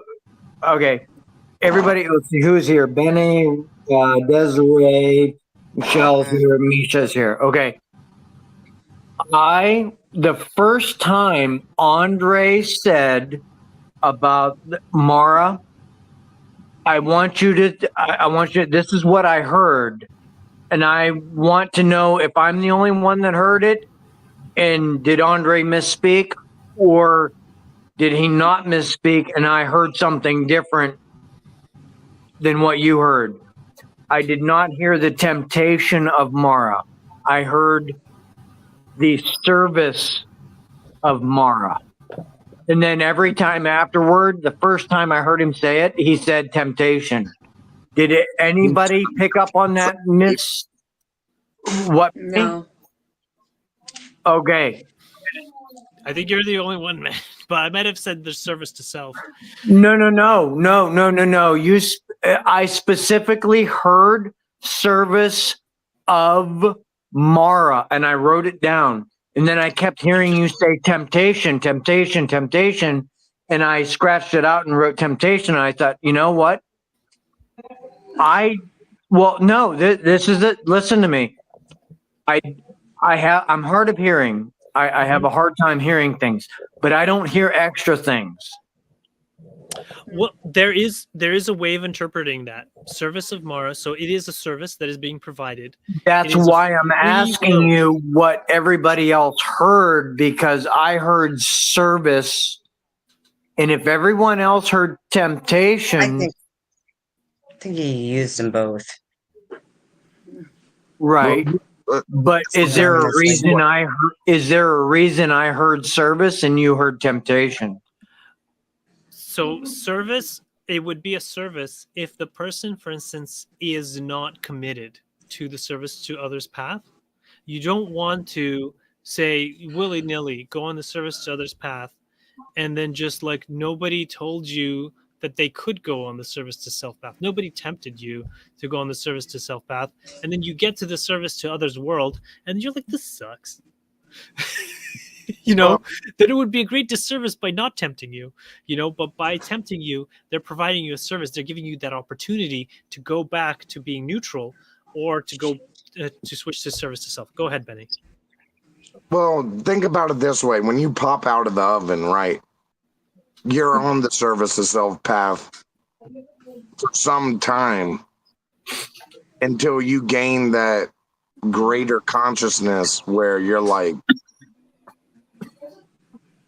Making choices. You're aware of other people. pretty much, yeah. Where today a little girl fucking dropped her whole lunch in front of me. I was brokenhearted to see her burst out in tears. It couldn't be more than 4 or 5 years old, pre-K, whatever that is. Friggin' But let me get back to what I was trying to talk about. So, with all this shit, why would a Broadway singer hang himself on a tree for just stealing a piece of clothing?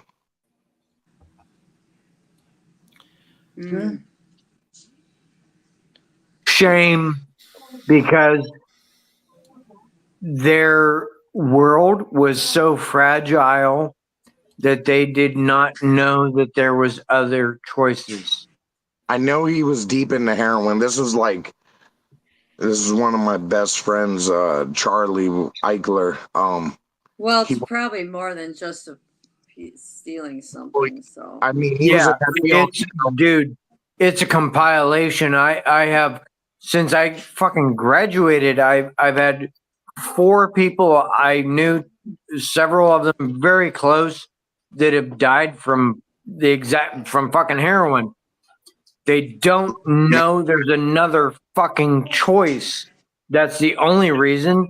It always boils down to that reason. If anybody knew there was another choice to make, dude, there is nobody that I know that has died in that way, whether it's from heroin or alcohol or whatever the fuck, going down that spiral, that if they were told, dude, all you got to do is X, Y, Z, and it's going to turn around, and it's going to turn around hardcore, and you're going to face some serious demons, but it's going to be better than what you're going through right now. There's not a single one of them that would have taken it. They just didn't know. They didn't believe it. They might have been presented with it, but they didn't believe it. It's just like we were just talking about. You're on that precipice all the fucking time, dude. You're always being presented somewhere, some way, somehow, with somebody. You're being presented with shit. It's just your choice whether or not to take it. Some people take it, some people don't. Dude, I mean, in actuality, if you actually really think about, and I've done this, sadly, spent hours of my life contemplating the concept of pre-incarnative choice. And think about, just imagine for 1 minute, you were raised for your last 1,000 incarnations on a planet that's like Venus or like Arcturians or any of those other positive beings. And you make the choice, I want to come to this other place and help. I just want to go there and raise the vibration. And you get here, and this is the fucking shit show you are presented with. Look,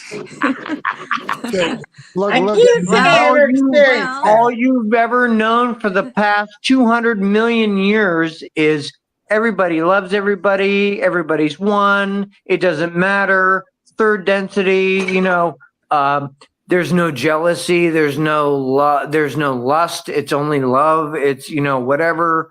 No. Physical interaction is just physical interaction, it's just exchanging energy, it's making soul families and making things that are going to last forever, because everything lasts forever, because nothing happens in a timeline. It's simultaneous. And then come into this shit show. Come on. You can't tell me that there's not a large percentage of those people that are going to be like, you know what? I am just going to check the fuck out. This is fucking shit. I don't even know what to do. I don't even know how to function in this. I have every allergy known to man. I can't even eat wheat. I can't do this. I can't do that. I have this ailment and this ailment because of pre-incarnative choice. And you're just like, fuck this shit. Get out of here. Yeah, And you're they totally do right. For many wonders, that could be true. But because they haven't even made it to the point where they realize that they've been presented with the information to make the choice, and that this was actually their choice to begin with to even fucking come here. Yep. That's a really hard pill to swallow. Dude, you don't understand. The first time I read about the pre-incarnative choice thing, and this happened with the Law of One, with going through the Law of One, understanding that, are you fucking serious? I chose my dad. Really? I picked that? thought about All that right. too. Okay. I will think You wanted about a challenge.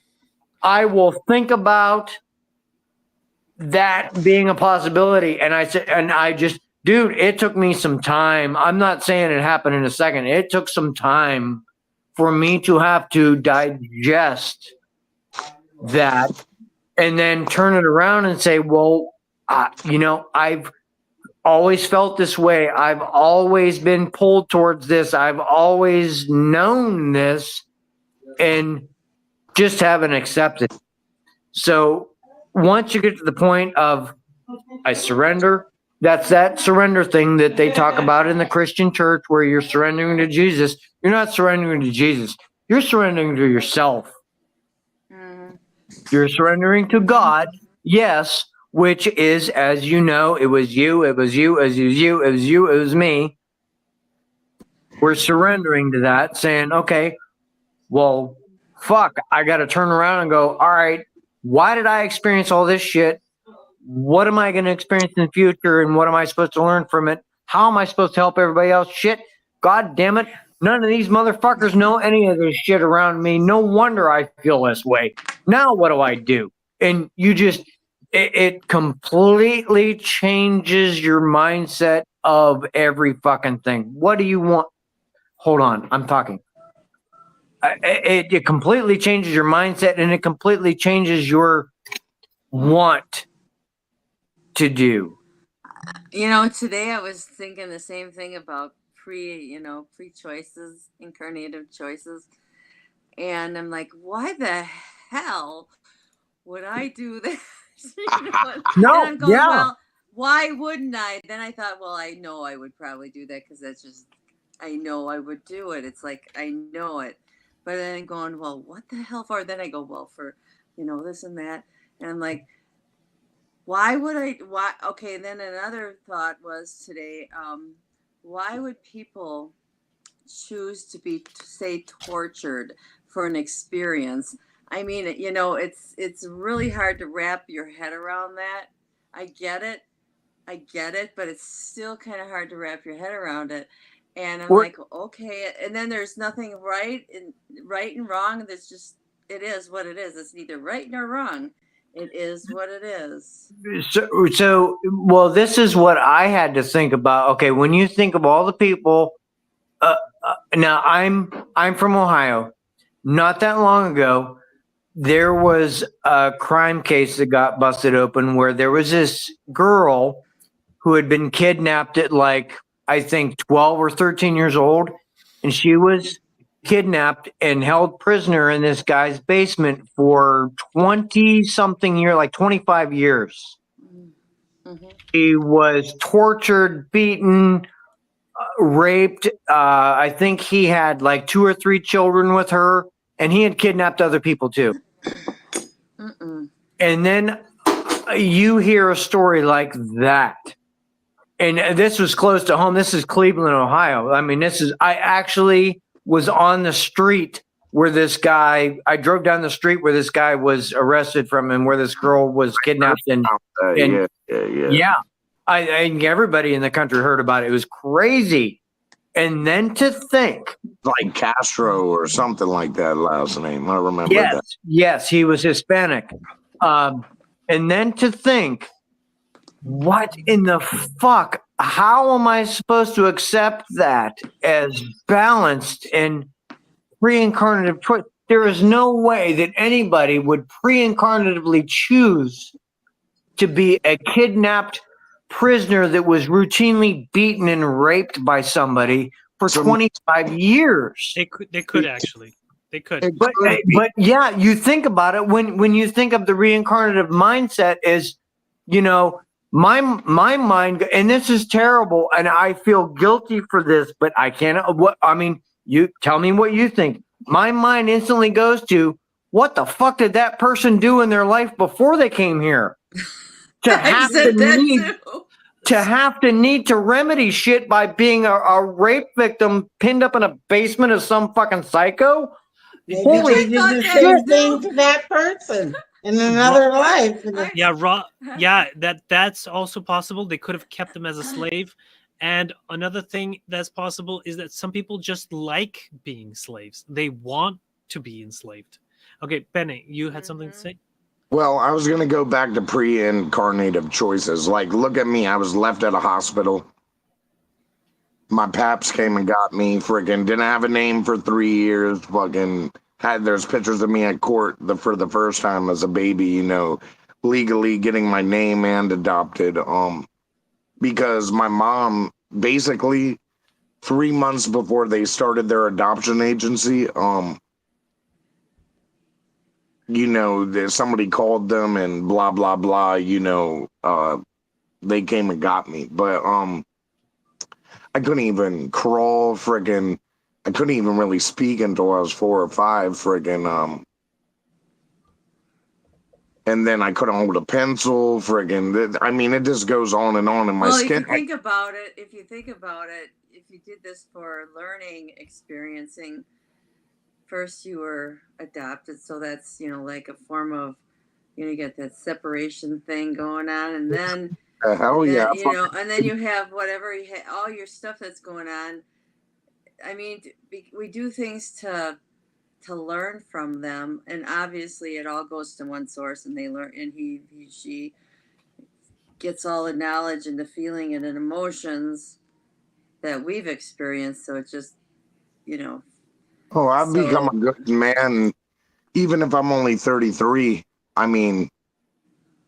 Well, what I'm saying is that with the pre-incarnative choices, we choose to do this so you learn, you feel the emotions and the whole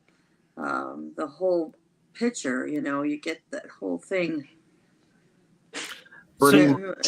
So I just on the topic of the picture, I just wanted to quickly look at these pictures that I got for us. So this is the Universe 25 study where the guy had all the rats, and so it's basically they have the little apartments on the sides here, and all the food and all the water they could want, and everything is taken care of.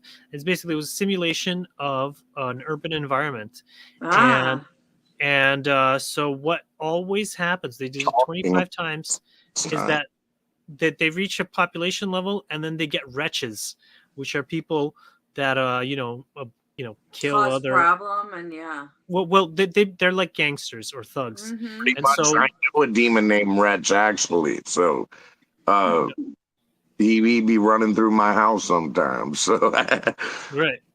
So that's it. It's basically the environment that is creating those people. And then what that happens is that's like toxic masculinity. And then the women, they don't want to be raped and abused. And so they become single mothers. But it's extremely stressful to be single mothers. And they take out all their problems on their kids. And there's a very low survival rate. At least with mice, there's a 95% death rate for the Wow. children. And the 5% that manage to survive are all, they call them beautiful mice because they self-preen all the time. They're basically like LGBTQ. Yeah. Uh, Okay. And then I wanted to share that they did the rat park study. This is relation to that heroin thing. So in the traditional cages, they're over here, and they've got all their food and their water, but there's very little room. They're in an apartment. It's just like a regular apartment. And they, while the cage rats seemed happy to drift into a drugged haze, so the caged rats would do the heroin until they died. OD. Oh. Not 100% of the time, they would always get addicted and die from overdose. Wow. Whereas they had the rat park, which you can see is a much larger playing field with other rats and playing activities and things like that. They didn't want to do the heroin.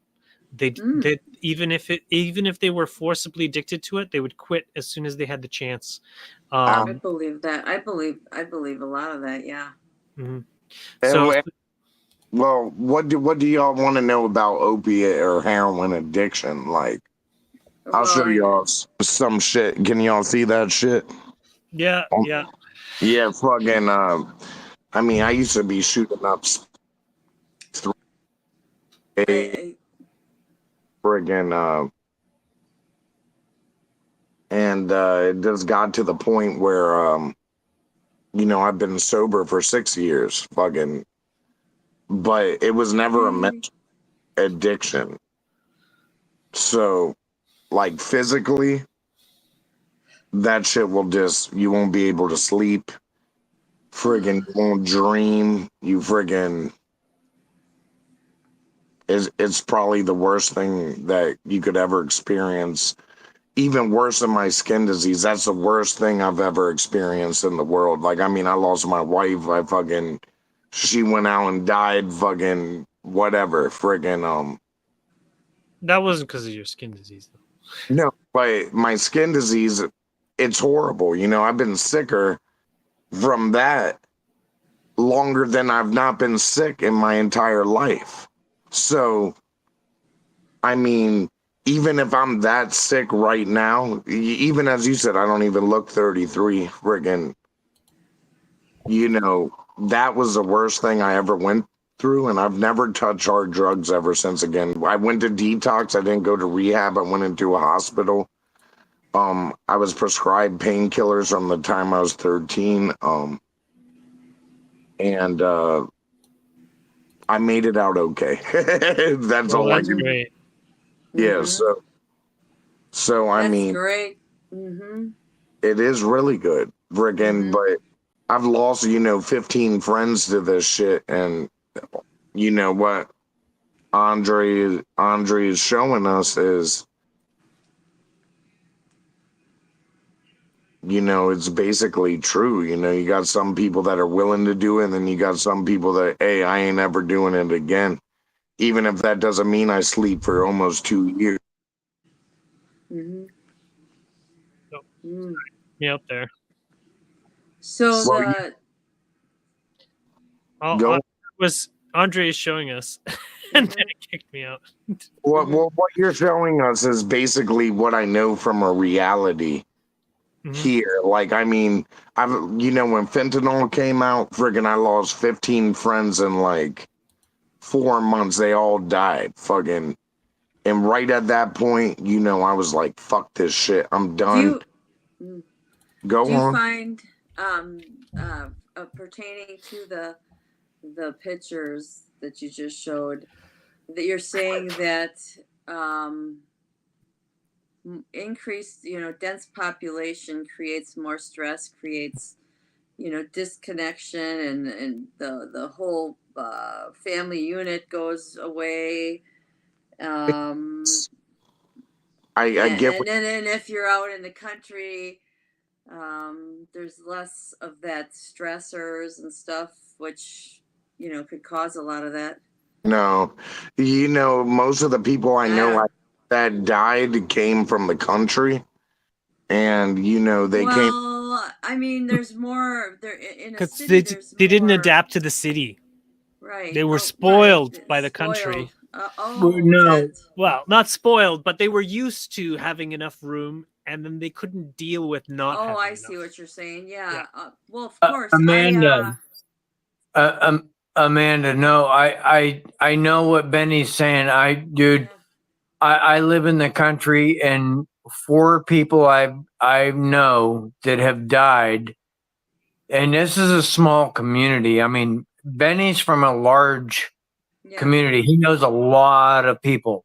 Well, And he- you don't know nobody like me. Fucking Right. I'm out here You all done with. Fucking Benny knows a lot of people. Mhm. I don't know many people.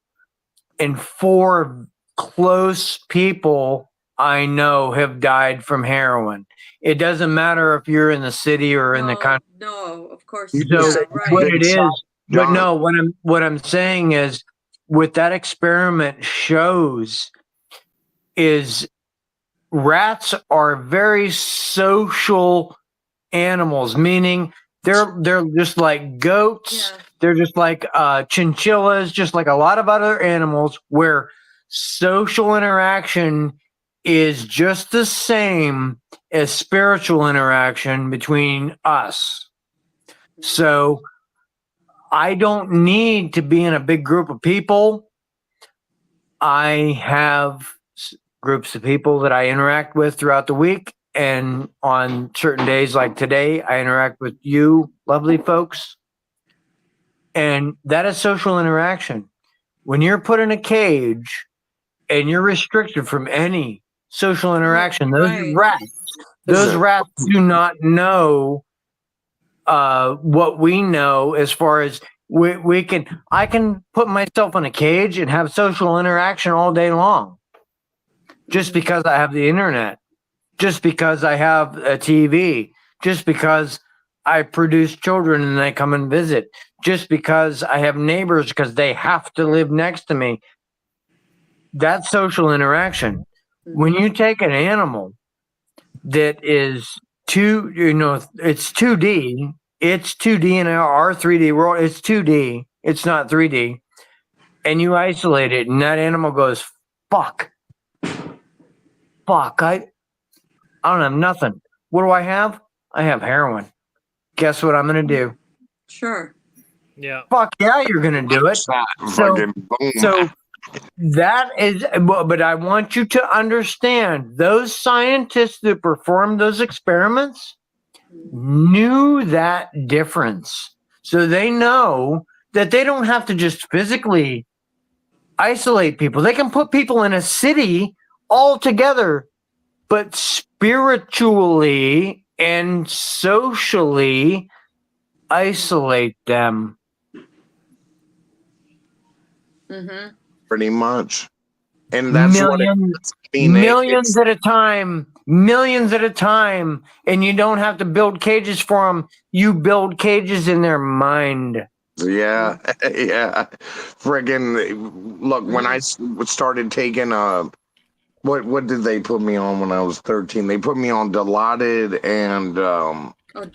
Adderall? That's a pain medication. oh, I've been on Adderall, from 6 to 27.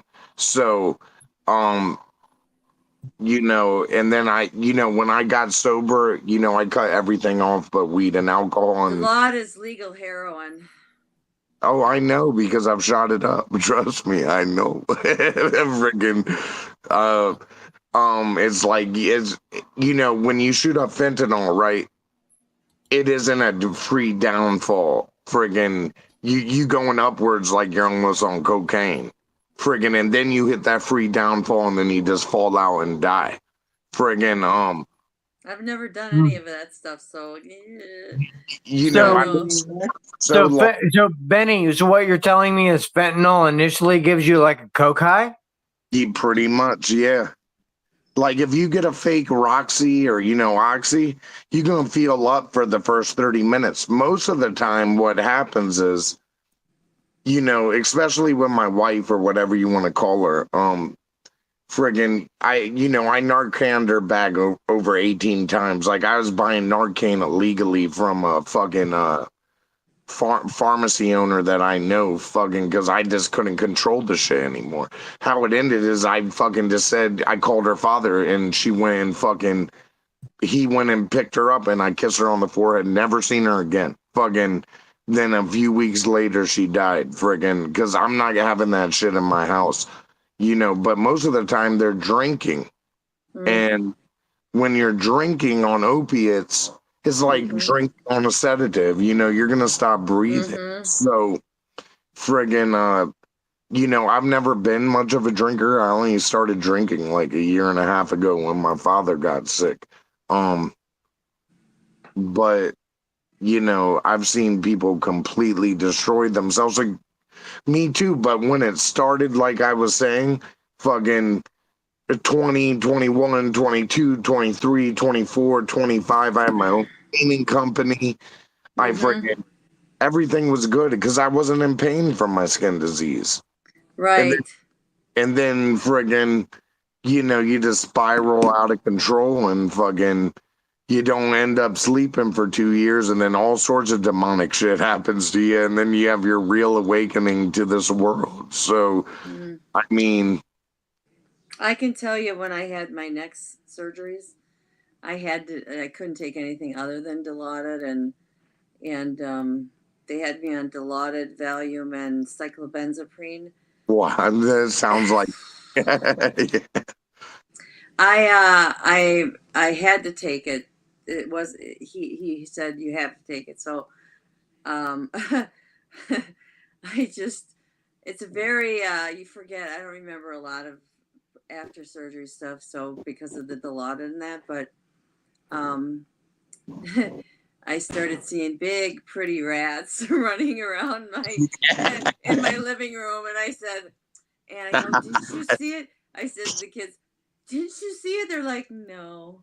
I said, oh, I said, that's it, no more. I called the doctor and said, I really can't do this stuff, so I had to wean myself off of it, and I had to withdraw stuff, and I'm like, I don't know how people could go through this all the time because it's awful. So I understand that part of it. After from 13 to I guess 2018. So 2003 from 2018, I was on opiates the whole time. I can't do drugs like that. It wasn't me doing drugs. It's just. That's I have a stage 3 skin disease. Well, no, I'm saying take anything, even if I have the pain. I have learned that if you can have the ibuprofen or the Tylenol, yes. if you can, the whatever surgery you have, try and do that because, darn, you have much more problems taking those synthetic stuff and all that, than if you just went kind of cold turkey a little bit. It is because I've been there. What is that? I take this one medication. The problem is right now I have so much anxiety. I haven't even filled up my heart prescription medicines because my dad isn't there to go with me. And fucking,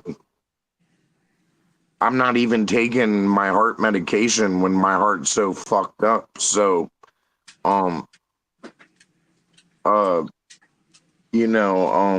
there's this one drug they give me. It's an over-the-counter. It's not over-the-counter. It's an NSAID. But what is it called? But that shit really works. I can't think of the name right now. When I do, I'll let Fred know and he can shoot it into the group. Aleve or no. You have to have a prescription for it. Shit, I can't remember the name of it. Is it a painkiller or a muscle relaxer? No, it's an NSAID, just like ibuprofen. Toradol. No, Toradol. I take Toradol when I have a massive inflammation. I mean, Andre got his computer. I mean, he could look it up. Oh, that's What did you need? Look up NSA aid that you need a prescription for. Okay. Yeah. Hold on. Ketoprofen. To share the screen here. I think it's ketoprofen, maybe. No, I don't know the name, honestly, man. I can't think of it, honestly. NSAID prescription.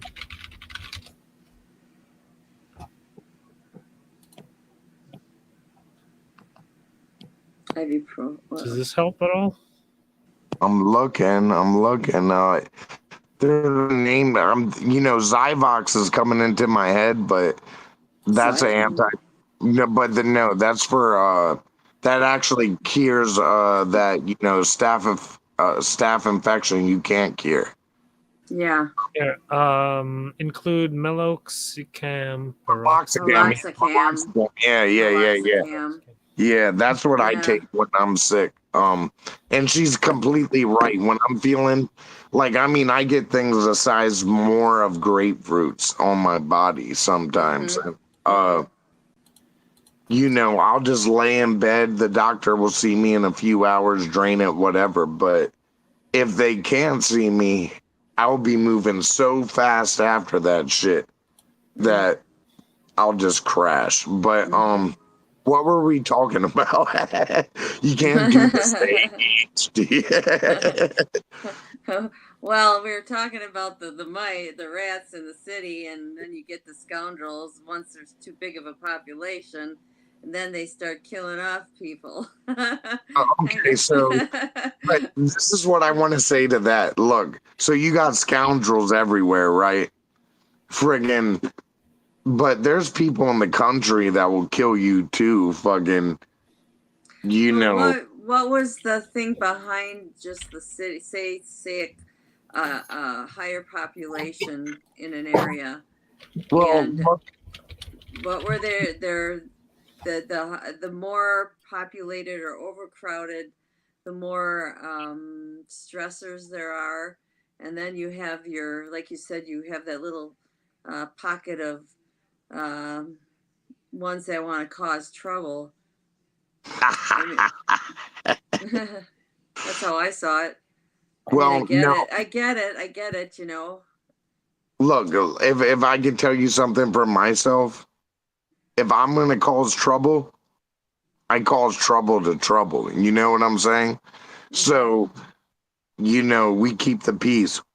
That's all you need to know. Friggin'. You keep the peace until somebody decides not to, and then you say, okay, you don't want to keep the peace? Well, I'm going to remind you why you want to keep the peace. Exactly. Got you. So, friggin', but, I come from the inner city. I mean, I was left in the inner city, like the most poorest part of Maryland you can ever find. Now, I do know things about my birth mom. I know that she isn't retarded, but I wouldn't ever call myself fucking retarded. If anybody's fucking retarded, I'm retarded. Yeah, well, I'm not gonna say that because I fuck with you, but I